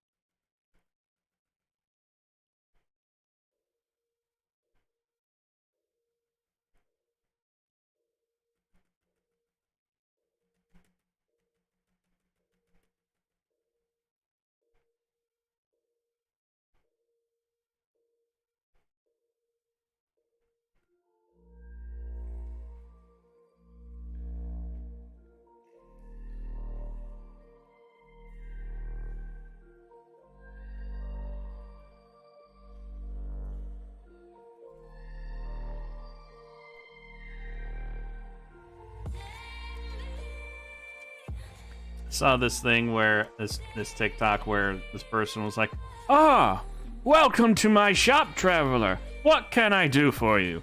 And then above his head, there's that saving symbol, and it says saving. And then a song starts playing. He goes, I'm picking up really bad vibes.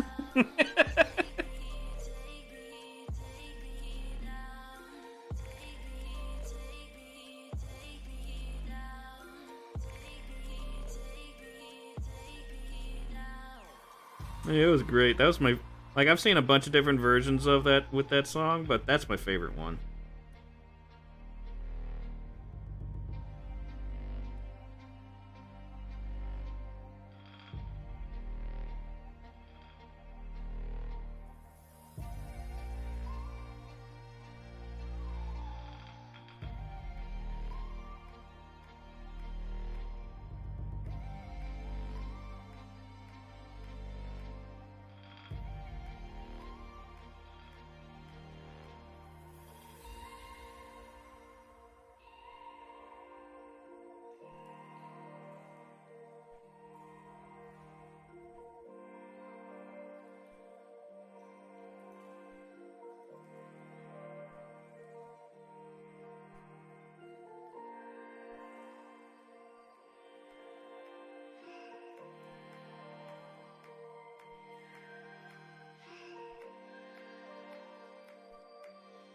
Oh, I got a lot of my dad jokes from TikTok.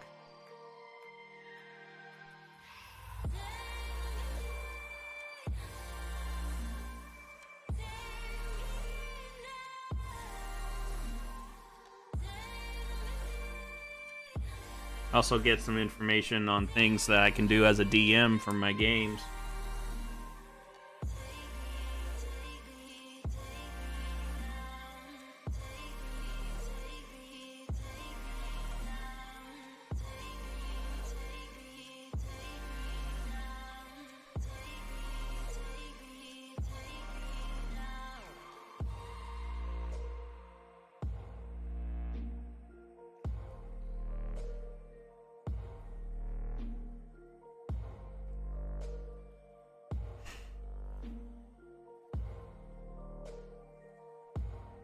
I got done with this part, and I was like, oh, finally. I'm done with the skin. No, I still have the legs. Fuck!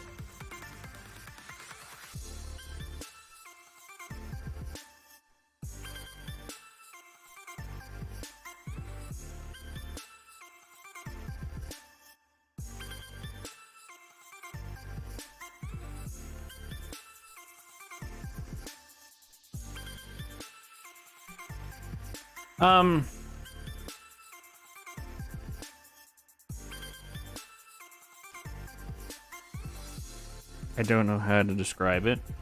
Last campaign we did, we had to stop because one of the players dropped out and we only had 2 other people. But we're currently doing one. We had session 0 2 weeks ago. And then we're gonna have our next session tomorrow, starting at 12 p.m. Eastern Standard, so noon.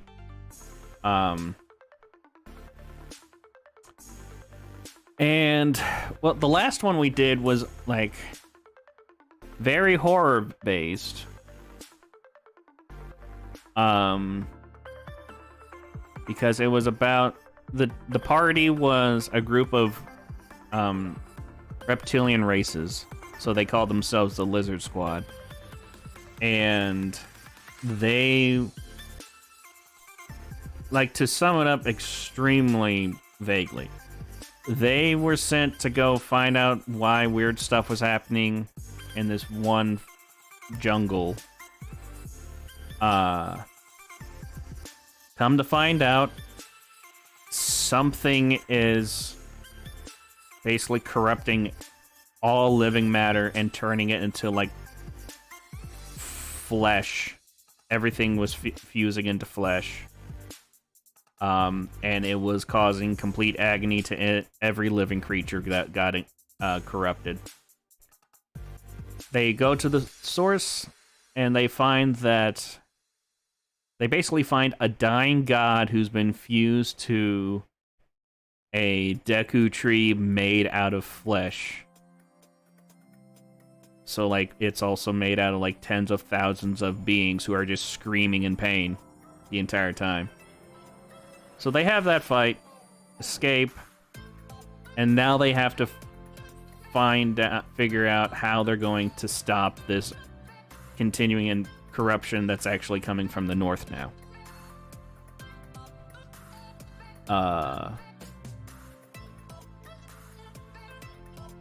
Yeah, so, like, we only got to the point where they went up north, they found out that the corruption is coming from there, and they found a mountain range that was actually a living creature that was breeding these monstrosities. So they took care of that, but they found out that there was another one, but they don't know where.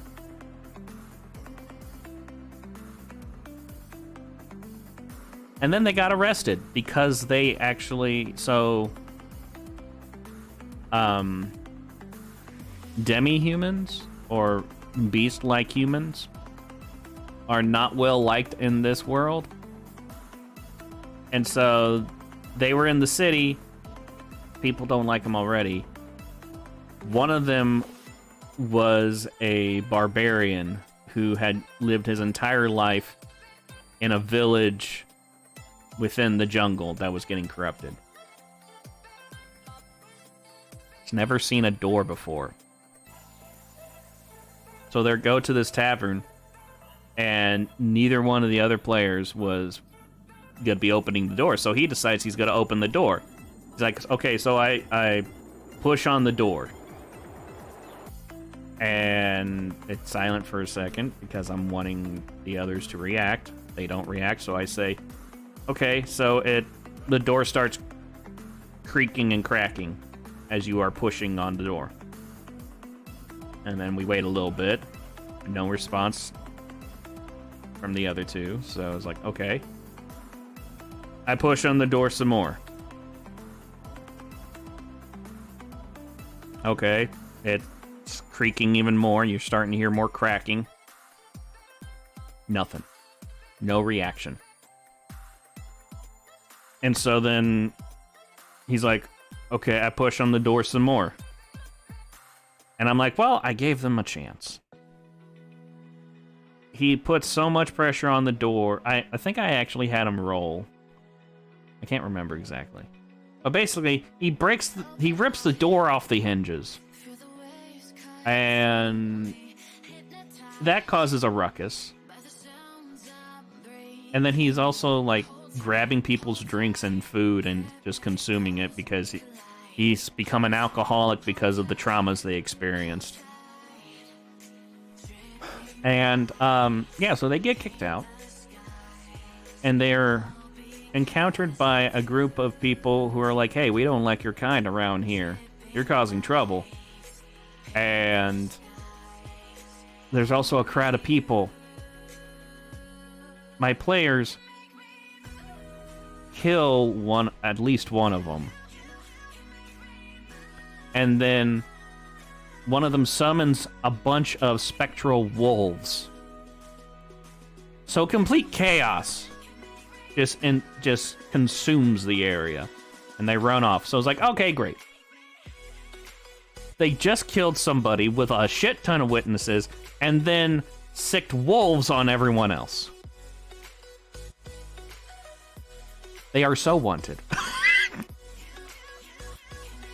So we had to make a massive detour. But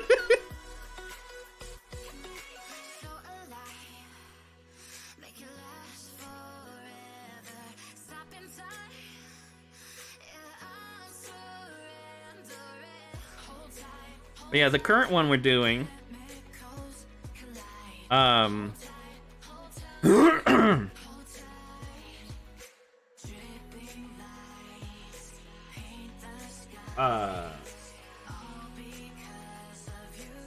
had to do something I've never done before as a DM, because everybody's starting point was completely disconnected from everyone else. So I had to figure out how to get them all into one point. Managed to do that. It was a bit difficult. Gave me a migraine.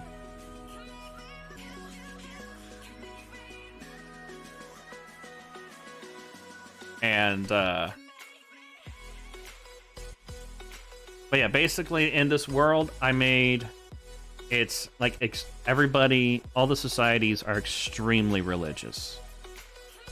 And there's a massive pantheon. And the city that they're at worships a certain demigod. Demigods are basically mortal beings or creatures that were given basically immortality. And some godlike powers in order to keep doing what the god that gave them that status wants. Typically, they are like personifications of certain aspects of of creatures and stuff. So there's demigods of knowledge, strength, whatever.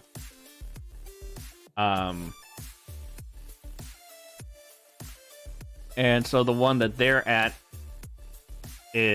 worships the demigod Paru.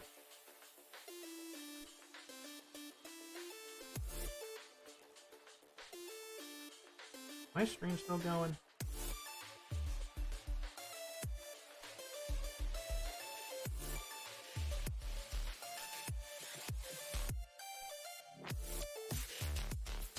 OBS says it's fine.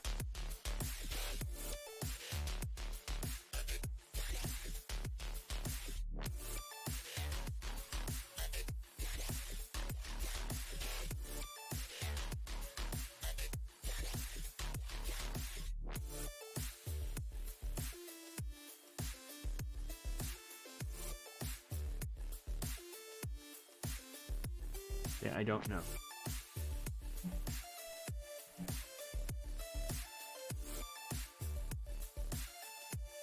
But,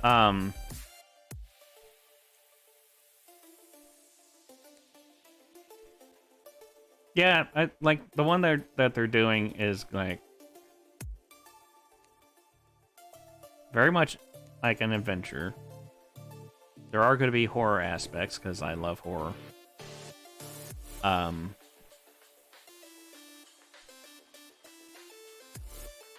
But I'm also I try to make it as open-ended as possible. Alright, Rule. I'll catch you later, then.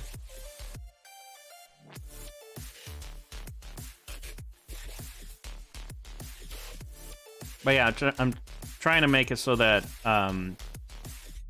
they can go along on one road, on one, like, rail track. But then they're presented with options. And I want to see what they do with those options.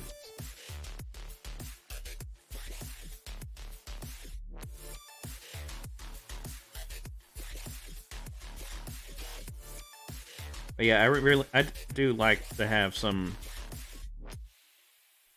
horrifying aspects with my games.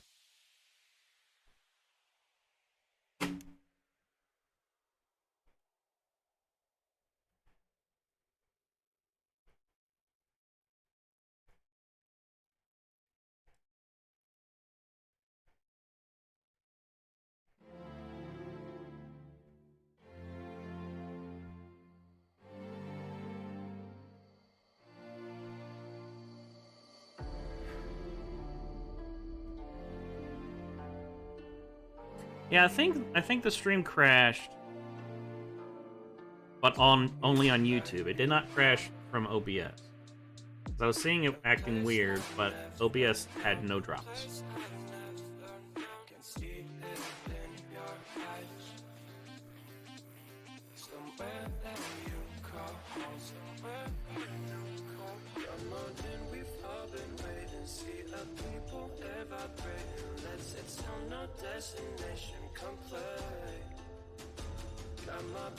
I'm guessing that nothing was heard by what I said.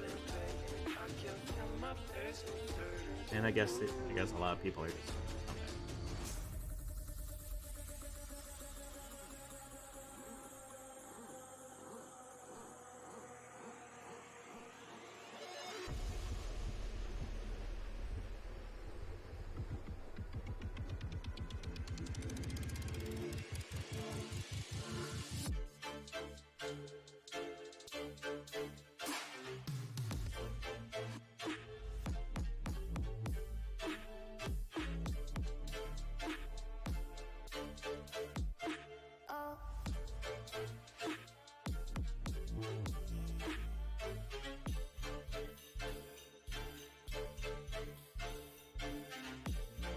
Well, two of them were a bit upset about what happened. I was a bit upset about what happened because now I had to completely make up, right on the spot, a completely new path for the campaign.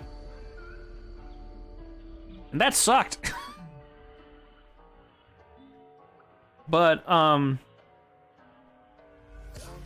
yeah, so because one of them was a rogue who grew up on the city streets, I was like, okay, so you actually know a person who you think can help you out.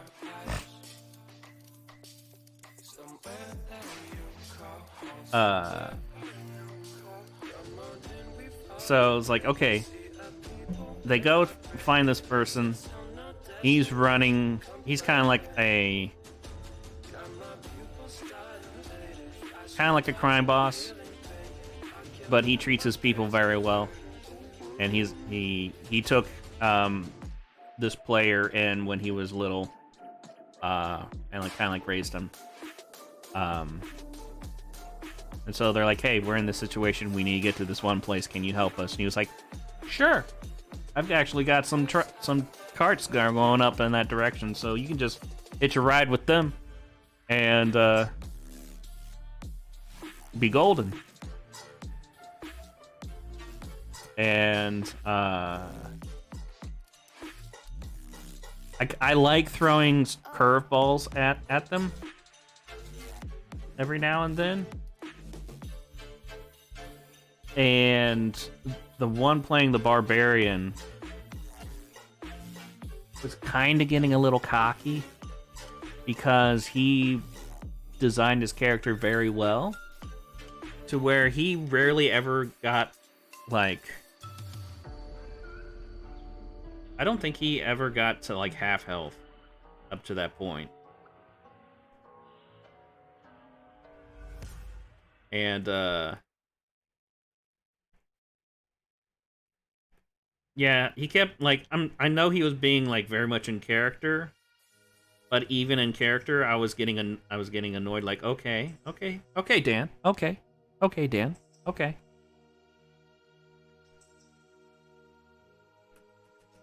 So I made an encounter for them where they went up against a bounty hunter group that I called, they were what was it? They were Hunters of the Bleeding Eye. And I actually made a character with like stats and stuff.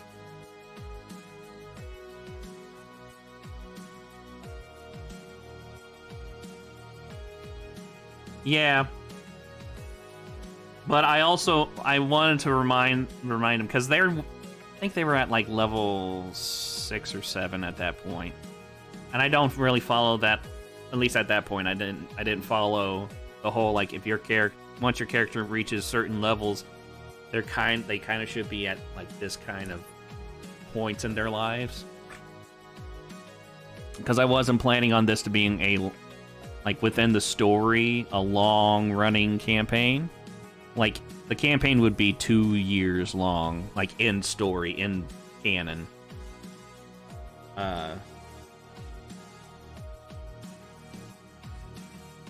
But they were going through a whole lot of stuff, so I was giving them experience and stuff like that.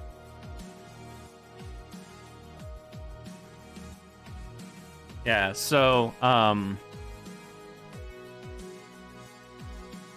I had one of the hunters be this, like, absolute beast.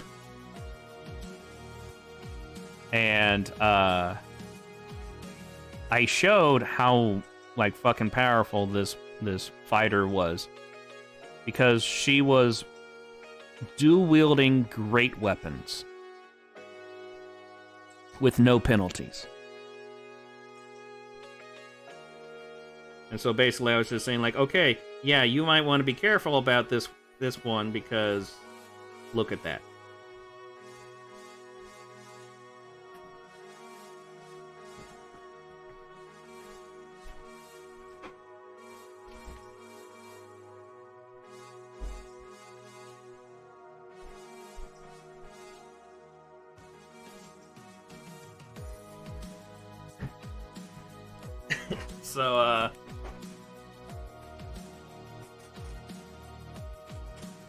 So yeah. The barbarian's like, oh, that one's mine.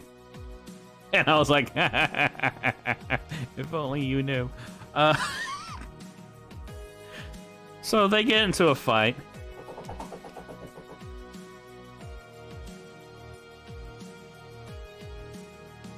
Yeah?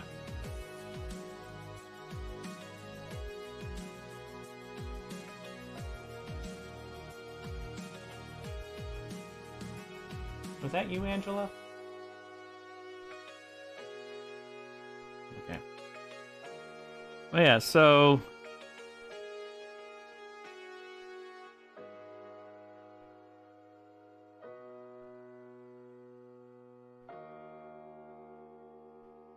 Yeah, basically, I made this character have an insane amount of strength and an insane amount of constitution, and not a whole lot of everything else.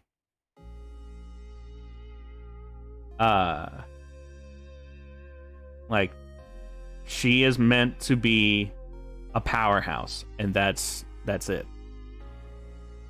So this was the first time the player for the barbarian actually got worried for his character, because he got taken down to 1/3 of his health in one attack. Because I think that the level I put her at, she had at least 2 attacks. So she was able to attack with each greatsword.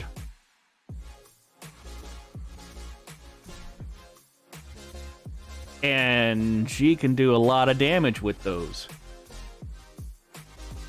He was lucky she didn't roll a crit.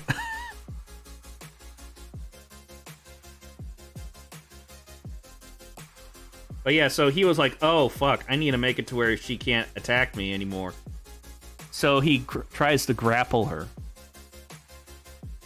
And so they do strength checks. He rolls...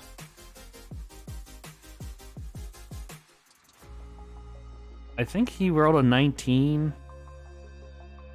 He might have even rolled a 20. But since there aren't crits with strength checks... I can't remember if that's how it went. He rolled really high. And he was like, oh yeah, I got her. Yeah, her strength was super high. He didn't know that. Or he didn't realize that, apparently. Yeah, so I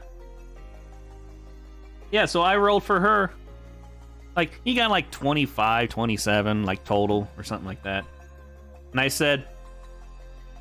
Yeah, she basically swats you away, like you're nothing. He's like, what? It's like, yeah, I rolled a 39.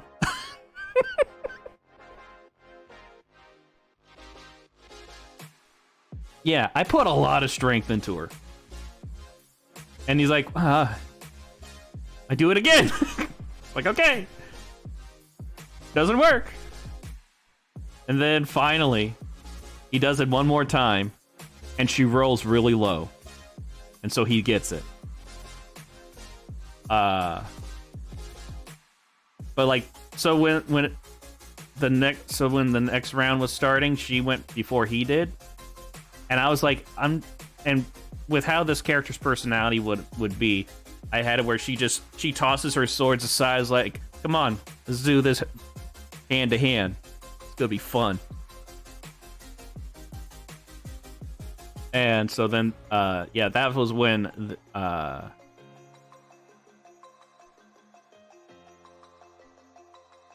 basically had it where she held, I don't know.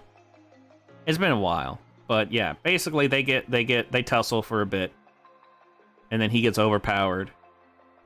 But then I have them get rescued by an NPC that they have been with for a while. And then I had them separate because I was like, okay, I had this NPC because you guys have no healers.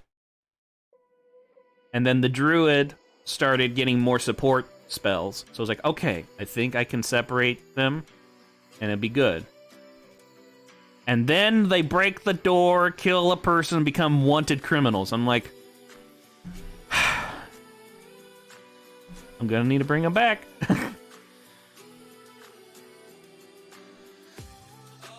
Because I don't want to kill my players. I want to tell a story with the players.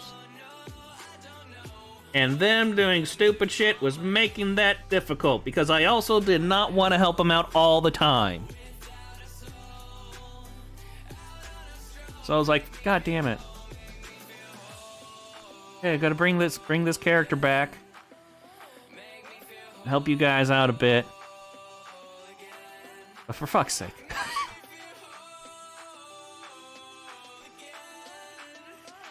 But yeah, then they,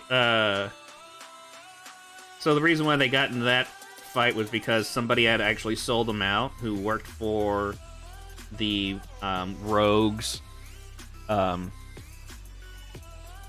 adopted dad, basically. And so they go and they hunt him down. They find where he's at. But when they get there, the Hunters of the Bleeding Eye show up. Because they're fucking pissed. Because they actually got embarrassed when the NPC showed up to save them. Because she was a special kind of cleric. I found a homebrew for clerics. That's like an archery cleric. So basically she actually uses her bow to cast spells, which I thought was awesome. And it was actually a whole lot of fun. But yeah, so like the one chick that was fighting the barbarian was pissed. She just barges in, kills all the guards.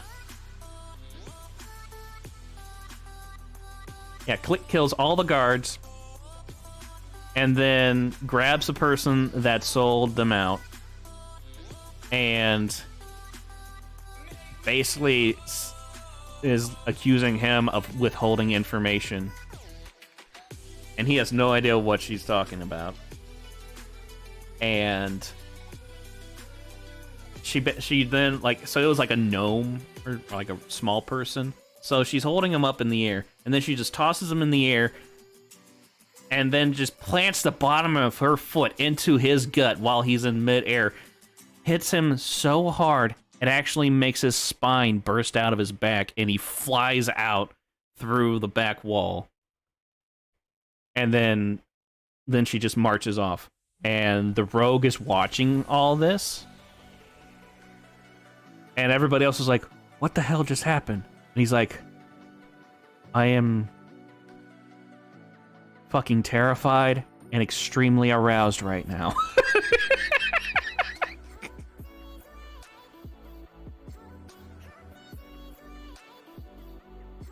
So yeah, that was probably my favorite part.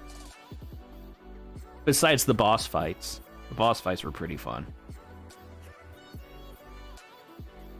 I had them go up against an abomination I made because of the corruption. But I couldn't think of a name because everything I did was last minute or just made up on the spot. So they basically had this recurring villain for a while whose name was Craig.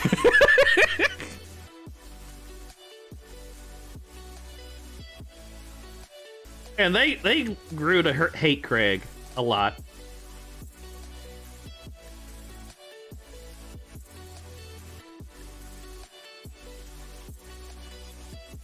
Oh, I try to make my boss fights like very special and unique. So they are not just you hit the target and then he goes down. Like you have to do certain things in order to make the boss go down. So like when they went up against the first boss, the Dying God and the fleshy Deku Tree, they were basically fighting giant tentacles that erupt from the ground.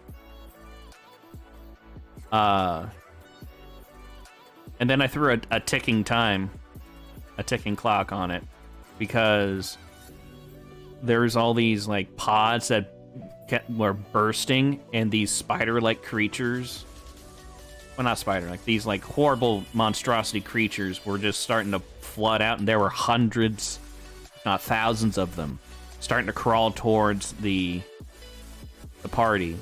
And so they had a certain number of turns that I did not tell them how many to figure out how they're going to take out this boss. And so as they're doing damage to these tentacles, I have the boss go into a different stage of attacks. So now it starts doing psychic damage instead of physical damage, because it has it to where every single creature that is able, that has a mouth, starts screaming, and that's like there's like thousands or tens of thousands of voices screaming. So yeah, it did some psychic damage to them. But they figured out that they actually have to attack the Dying God instead of the tentacles. So when they attacked the Dying God, that actually killed it. And everything, and like everything started falling apart. It was pretty awesome. I was really proud of how that turned out. And then the second boss was the one that was the mountain range that was actually a creature. And the main part of the boss there was actually time. Because an NPC they were with was like, I need to do a ritual in order to understand this creature. So cover me. And so he starts doing this ritual. And Craig shows up. And he's just making a beeline towards the NPC. And so the party has to keep him away from the NPC. That fight kind of got fucked up a little bit because we only had 2 hours for each session, and we were like already at like an hour and 45 minutes by the time the boss fight started, and so yeah, I had to actually rush through it. But they were holding their own pretty well with it. And then,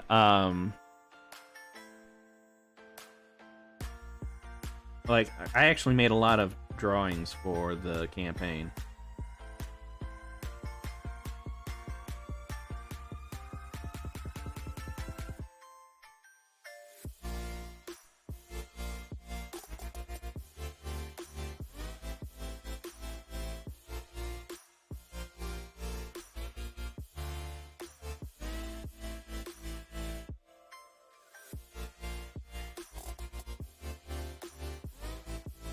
So this was the second boss fight. Was this room. And basically the NPCs were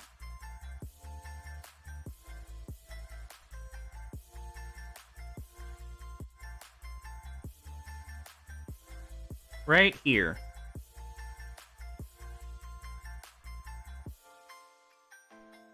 That is how big the whole party of the NPCs were in this room.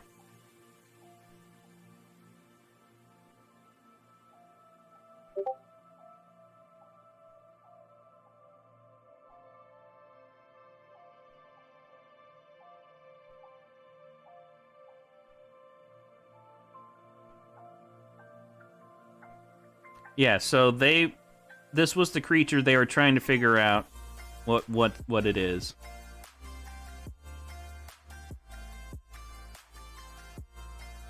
Yeah, the like, I think the most horrifying thing is that it wasn't even like a deity.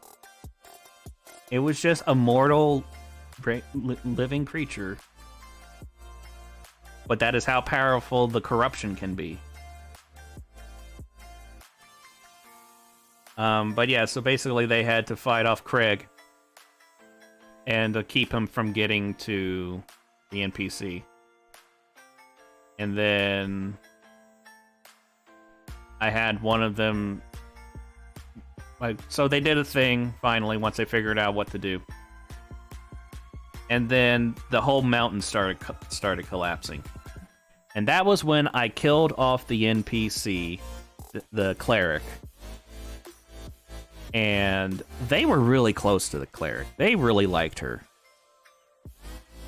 So they were actually very sad at the end of that session when she died.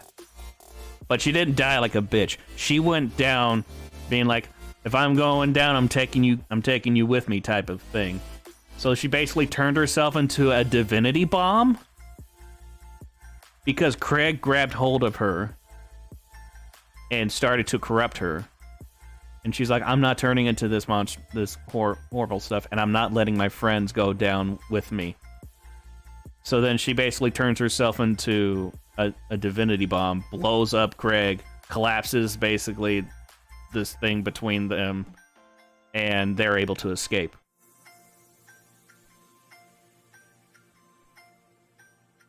But yeah, they were really sad when that happened. And I was like, I didn't realize you guys were that attached to her.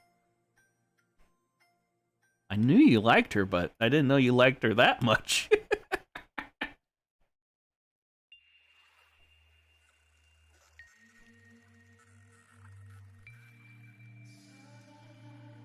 But yeah, like, they decided that they were actually going to change aspects of their characters in honor of that NPC. I was like, okay, this could be fun.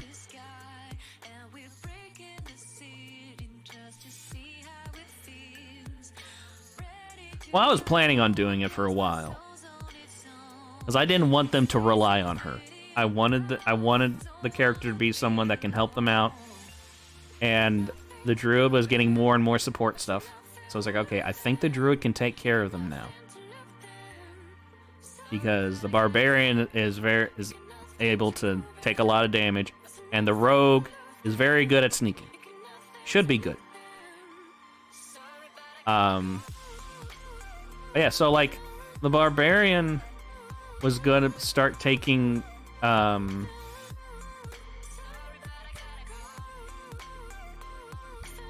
think he was going to start taking levels in Paladin. Like a level or two. I think the rogue was going to be doing something similar. I can't remember exactly what he was going to do. And the druid, can't remember what he was going to do. He was going to do something that was going to be in honor of the NPC. And so I was like, okay, this is kind of cool. And then they got arrested.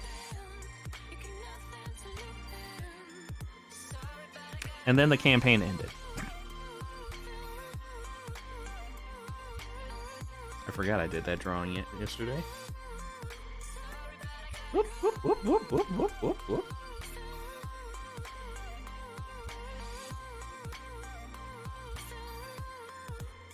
There we go.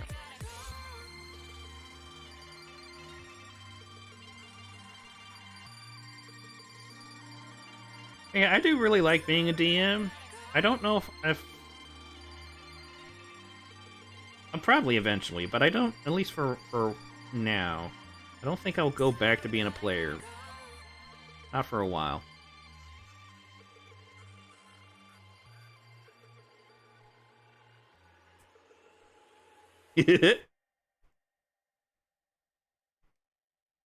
What, this cute little guy?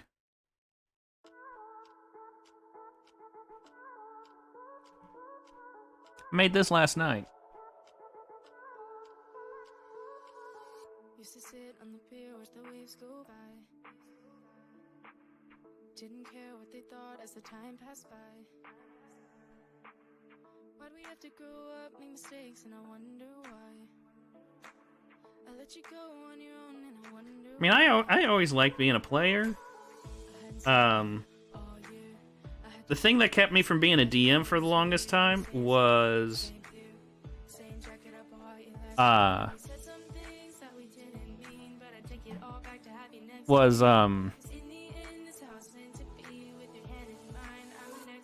running combat, basically.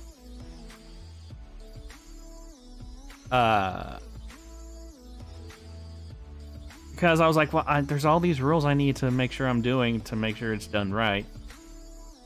Now I don't care about the rules. I actually... the way I run combat now is cinematic based. So there are hit points and there are stats for the enemies and stuff like that. But I run it so it's cinematic. So it seems like every fight is kind of an awesome event.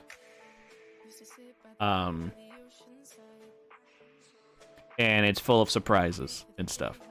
So that's set. I feel like that's also fixed a problem that I've not had the problem, but a possible problem of players fudging their numbers.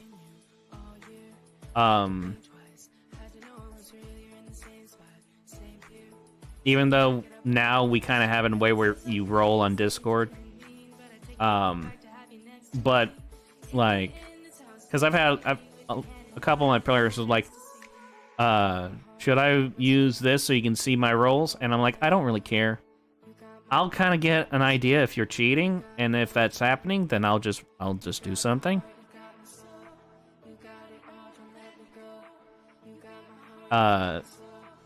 So if somebody's rolling really high numbers, whether they're cheating or not, I just make adjustments to the fight while it's happening. So that the fight can still be fun and action-packed.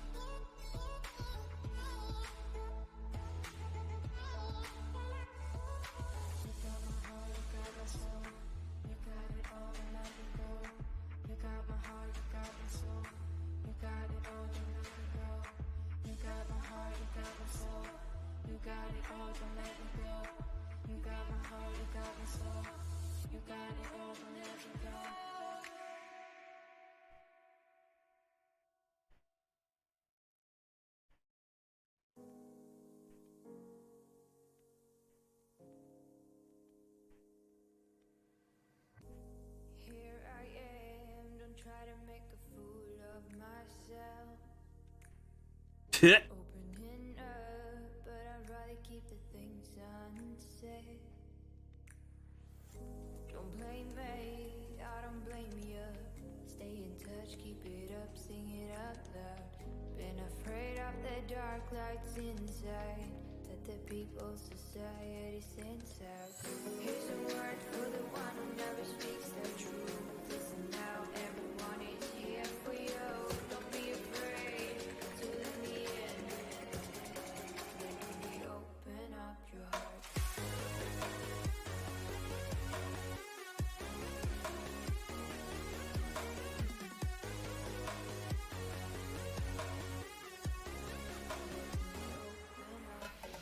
Yeah, I've actually... So... Last campaign that we started... I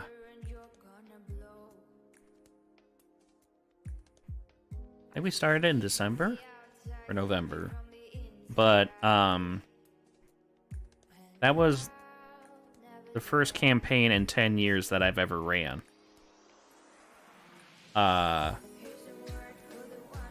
last time I did it was in 3.5, and I was playing with a bunch of people who had played D&D for a really long time, and I was still relatively new at it, but I wanted to try DMing. And so I came up with this campaign, and they're going through it, and the first encounter they go up against, they just completely decimate the encounter. And I was like, oh, okay, they're a lot stronger than I thought they were. Because I had them start at level 13. Because I was going to have them be at that level for a long time.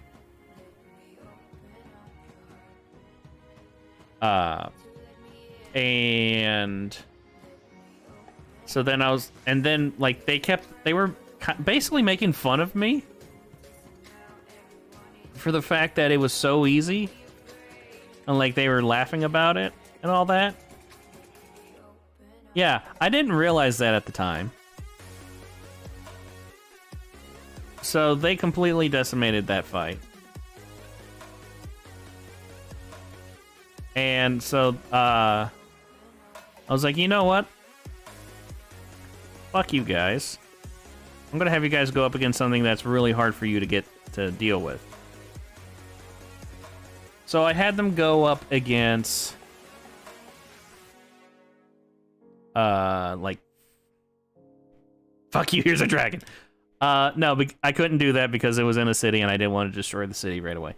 But they did end up going up against 50 minions and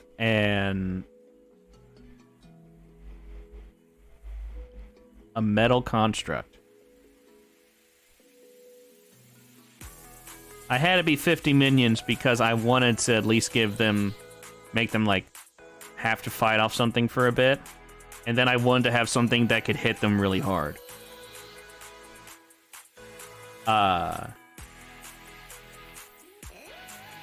Yeah, and unintended, one of the players died. But it was not my fault. Because he was a druid. Yes, he's level 13, whatever. He's a druid. His main source of attack, besides spells, was he had like a dire tiger or something like that.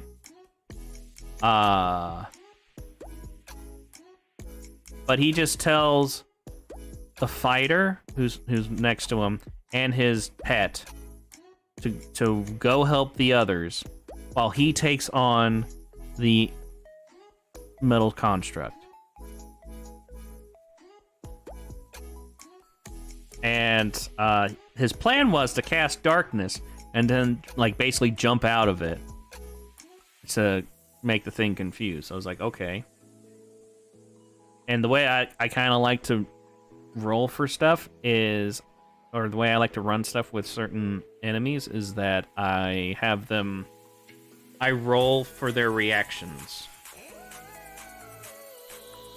And so I rolled to see what the construct was good to do, and he got pissed. And then I rolled to see if he just starts like throwing a temper tantrum, or if he just starts, or he charges, or what. He charges. And then I rolled to see what direction he goes. And he goes straight forward. And I'm like, okay. That's not good. Because the druid just jumped backwards, straight backwards.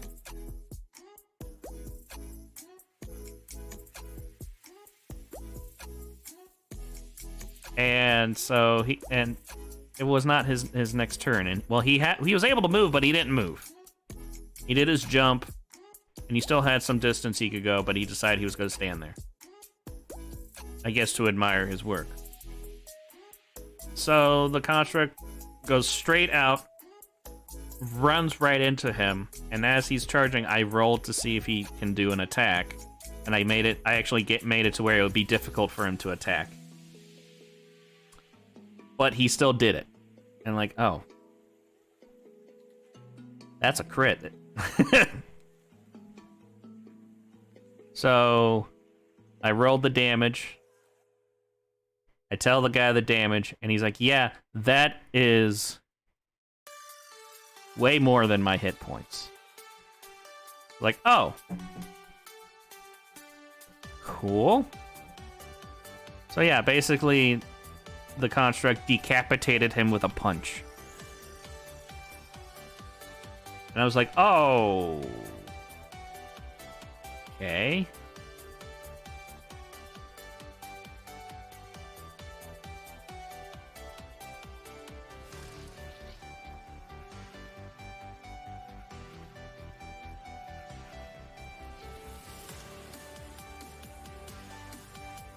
So yeah, I was not really a fan of running the combat stuff in D&D. I loved doing all the other things, the role-playing stuff.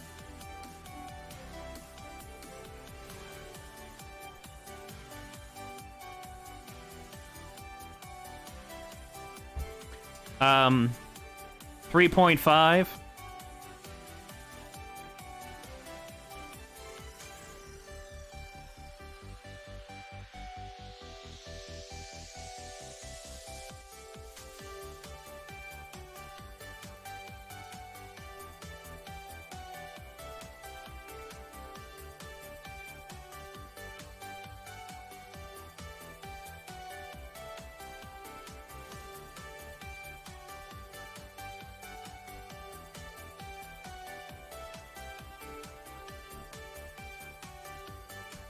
Yeah, I like 3.5. I think I like 5 better. Well, that's the version that we're playing in, because we use D&D Beyond to make our characters and stuff.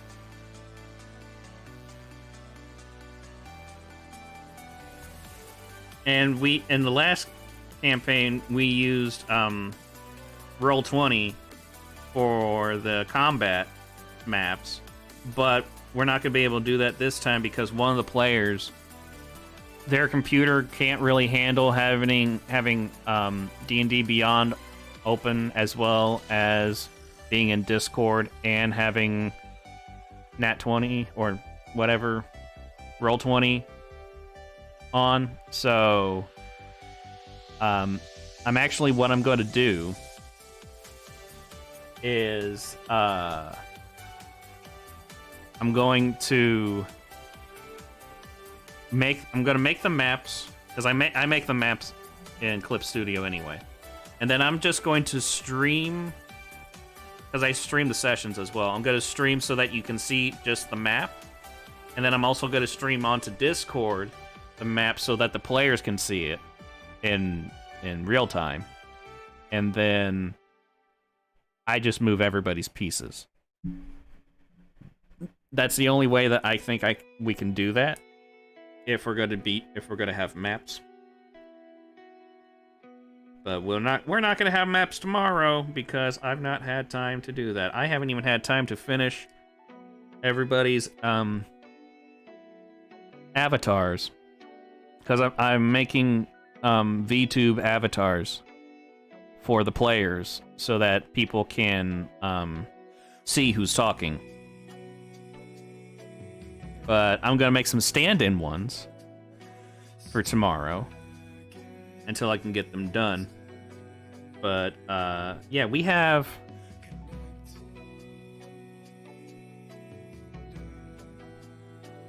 We have 5 players. So I have 5 avatars that I need to make.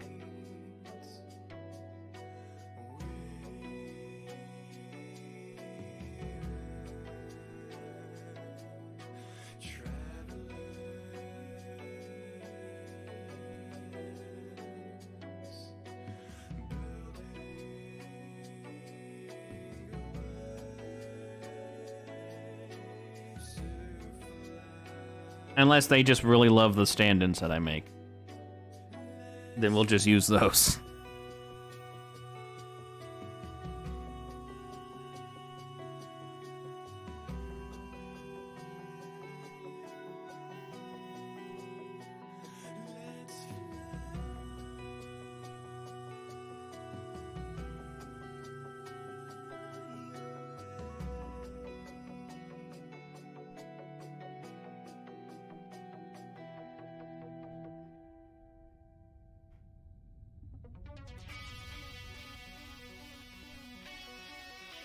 Yeah, the last campaign, the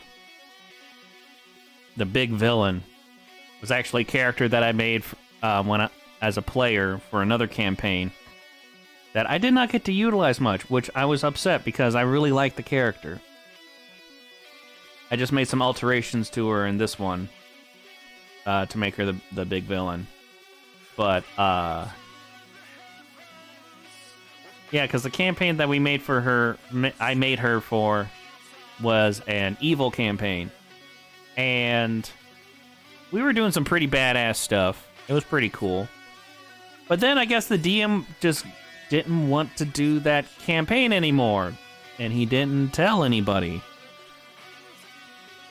So he just decides to just wipe us out in an unwinnable fight.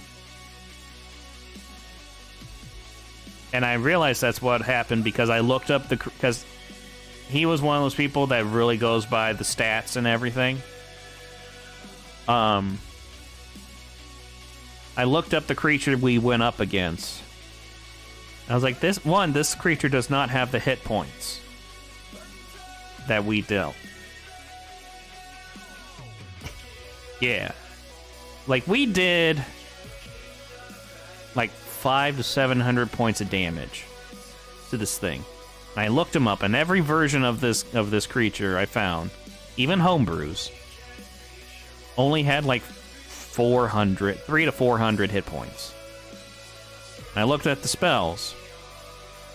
Yeah, most of the spells that it used in that fight, it does have. Except for one, where he basically raised his hand, lightning came out of his hand, went into the sky, and then hit everyone for massive damage. Even if with a successful deck save, it was even at half damage, it was a massive amount of damage.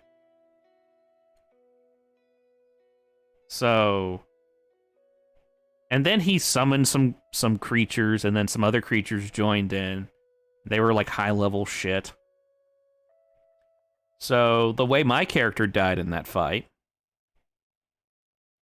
was she was in the middle. She somehow ended up in the middle between the big creature and like a dire bear and something. I think another dire bear.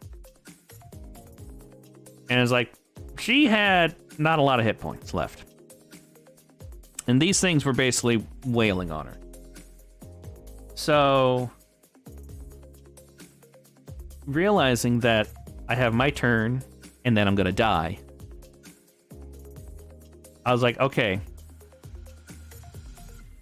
I cast Fireball at my feet at the highest level I possibly can.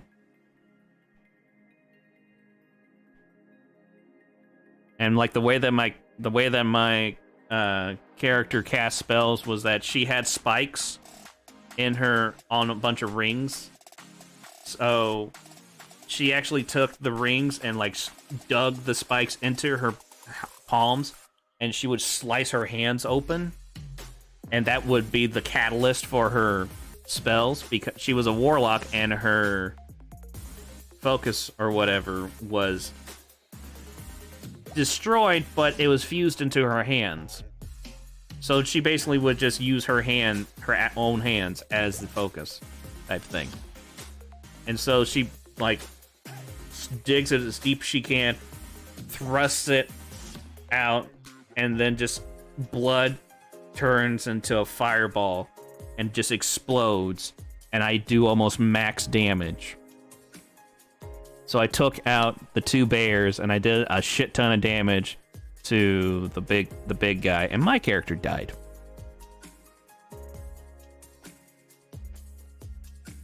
Yeah, and then everybody else died, and I was like, well, fuck.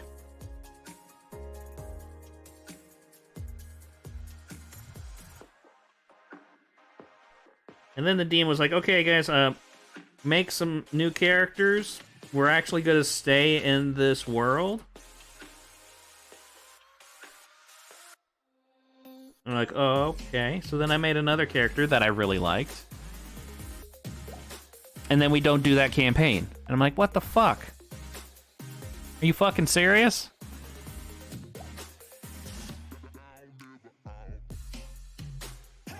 Are you just trying to piss me off?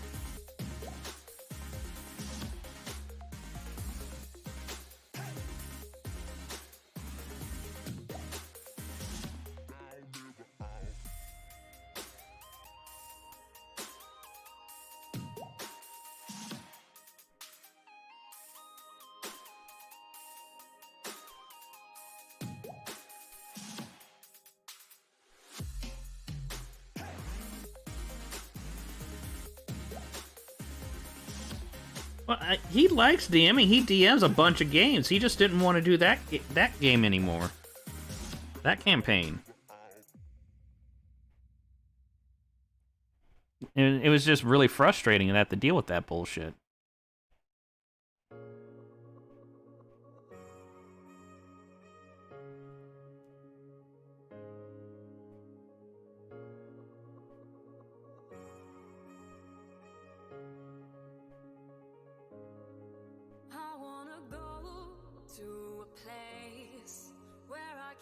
And then another guy was like, hey, I'll DM a game. And he just went with one of the campaigns that's in one of the books. And it was actually a lot of fun. I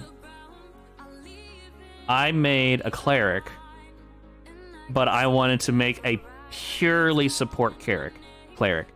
My cleric had no offensive spells. Everything was support or healing. Not a single attack spell, except for one that could also do damage if used that way. But they were like cantrips. Because I was like, I want to see if I can actually make a character who is not combat efficient, but he's able to keep everyone else going.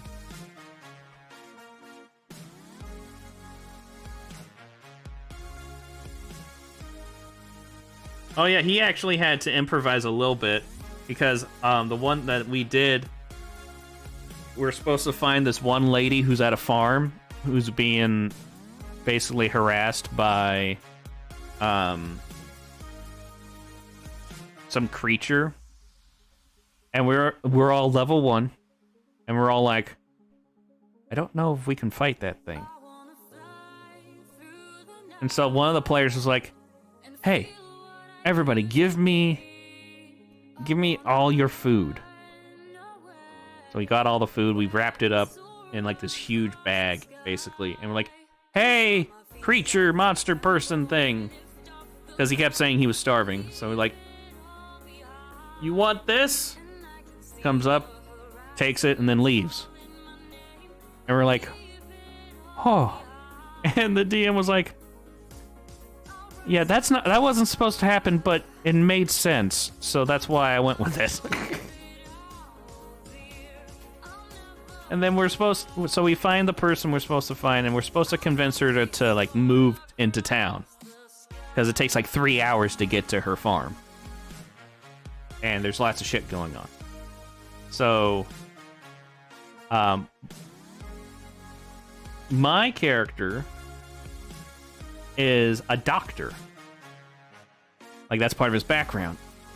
And his goal is to open a medical practice / pharmacy to help out people. This woman is an herbalist or herbalist or whatever. She's a person that takes plants and makes things with them. So my character's like, hey, I'm going to be starting this medical practice, and you make medicine, basically. Like, why don't we start a business together close to town? And I'll deal with customers, and you just make stuff, because she didn't want to deal with people. And I was like, you just make the stuff. I deal with customers. You can even just have a house that's like on the outskirts of the town, but be close. So one, you can come to work and do that, and also the town can protect you. Like with this deal, everybody wins. I think it was going to be like either my character was raising money to buy a place, or one of the rewards was actually getting some land. So I was like, we'll build this together, and then we'll run this. I think this is a win-win all around. And so she agrees to move in the town to start that business, and the DM's like, yeah, that wasn't supposed to happen either. Like, you're not supposed to be able to get her to move into town. But your reasoning was too goddamn good. And I was like, fuck yeah.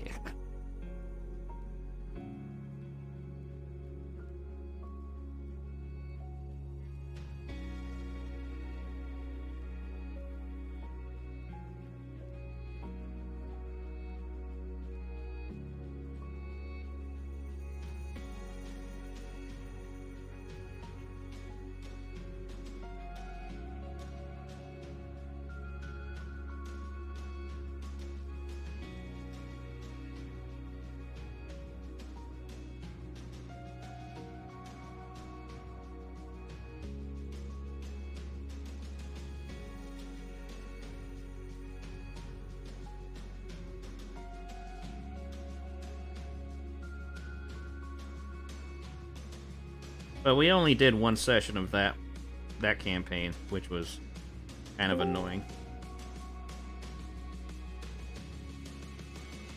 Welcome back. I think I'm a genius. Why is that? Because these taste exactly like store-bought hot wings. Oh.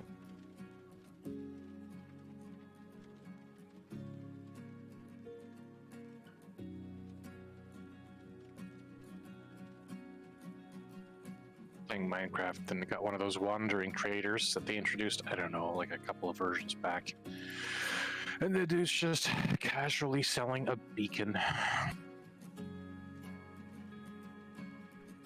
Fun. I don't know if you're playing when beacons were a thing. I think so. Haven't beacons been in it for a while? Ever since the Wither, at least. I mean, I never used one, but I think I heard of them. I don't know. It's just a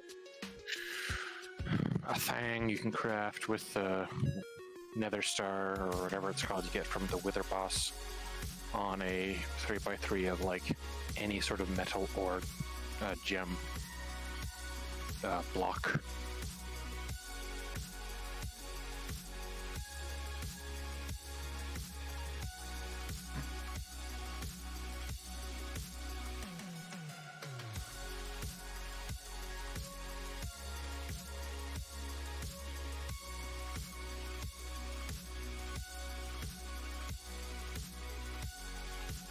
All right, thanks for stopping by.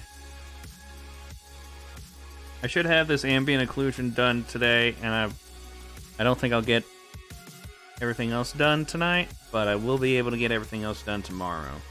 Well, no, as a D&D. I might be able to get everything else done tomorrow.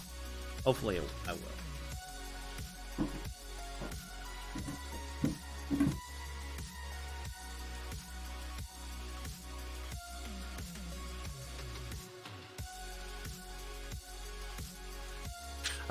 I fear the players in my D&D game.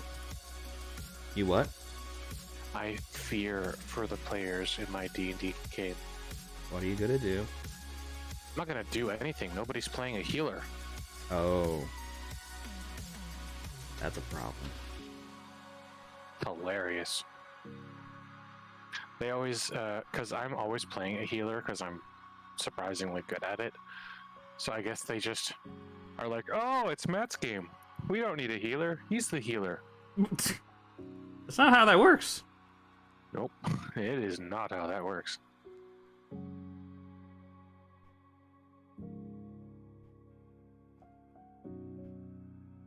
What is this strange tree? It is an avocado tree. I can make avocado toast. Actually, is that even a thing in this game? Well, a toaster is a thing. God bless modded Minecraft. Alright, I'm gonna actually hop out. But, hey, do you want the recipe for this? Because, fuck, these are good. You'll have to send it to me in a text. I don't have measurements, because... I don't use measurements anyway, so... I'll just send you the 3 ingredients I used for the brine, and then the ingredients I used in the batter. I didn't fry them, so they're kind of goopy because I baked them, but I don't trust myself with cooking oil. Oh my god, everything's on fire! Pretty much. If I was doing like giant strips of chicken, and in the attempts of making a KFC double down, then maybe, but not nuggies. Your fingers are a little bit too close to the oil. Not nuggy. Anyways, yeah, I'm gonna hop out. I'll text you the main ingredients I used. All right.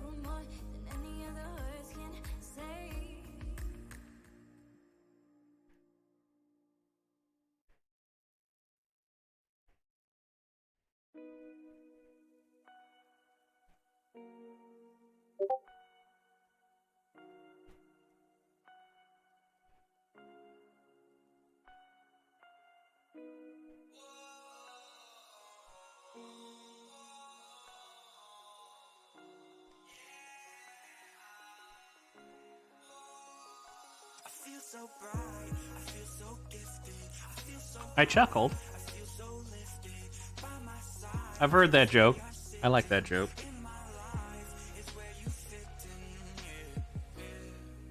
I never thought that I would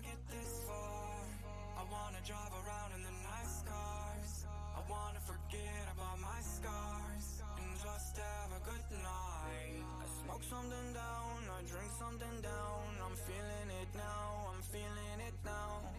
I could say it out loud.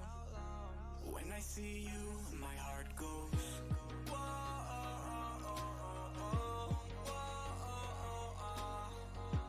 yeah. Whoa, my heart goes.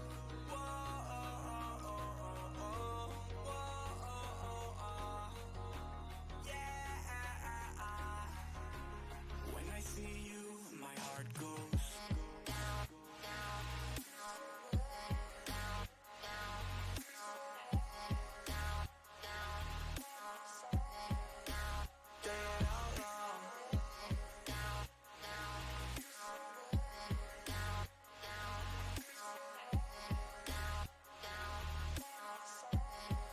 I could say it out loud.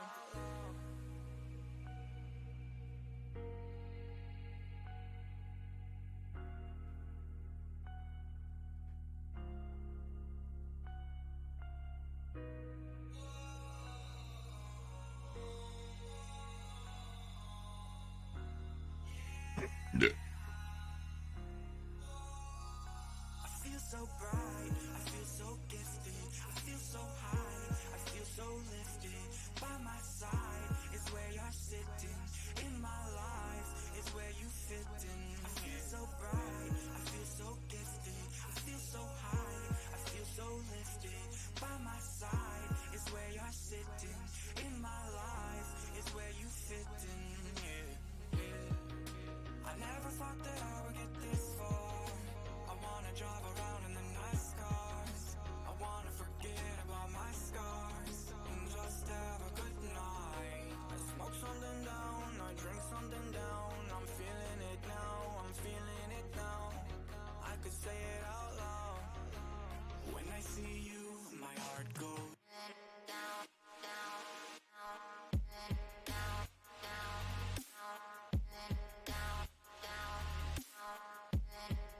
I could say it out loud.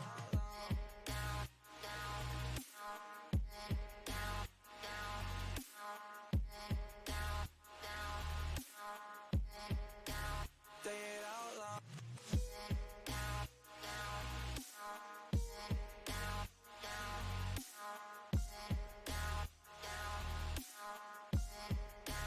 Say it out loud.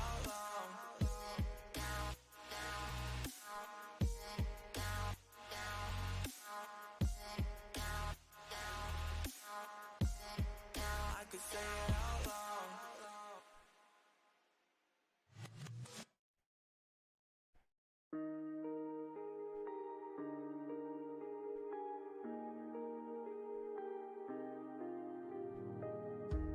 These manic thoughts won't go away.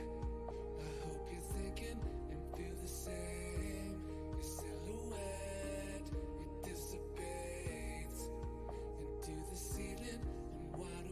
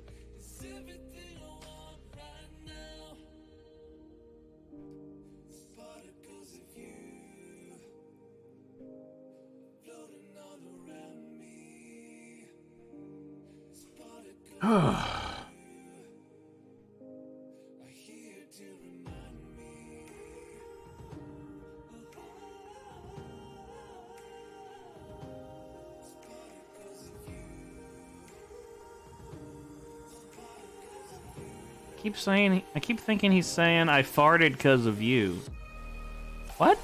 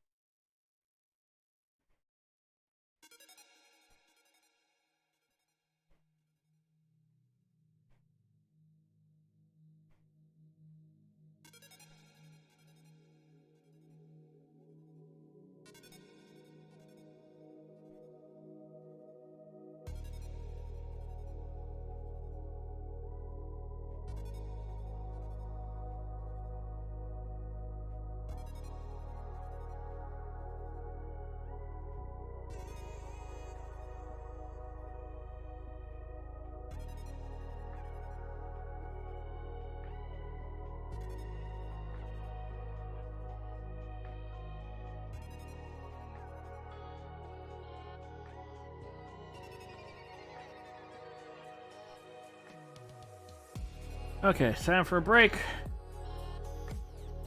I'm back. Do something, I don't know. Where is it? There it is.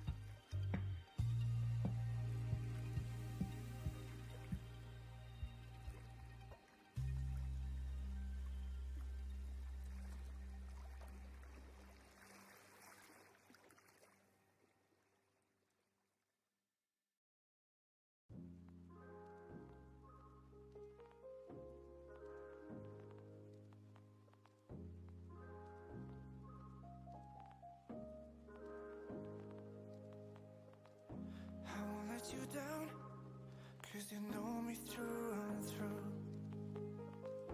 When you are around, I see the stars come out for you. If we gon' set this fire, we gonna do it right, yeah. We keep it burning hot. Okay, on second thought, I think I'm actually gonna end it here. I am a fair bit tired, and I should actually take care of some stuff so that I don't fall behind on that.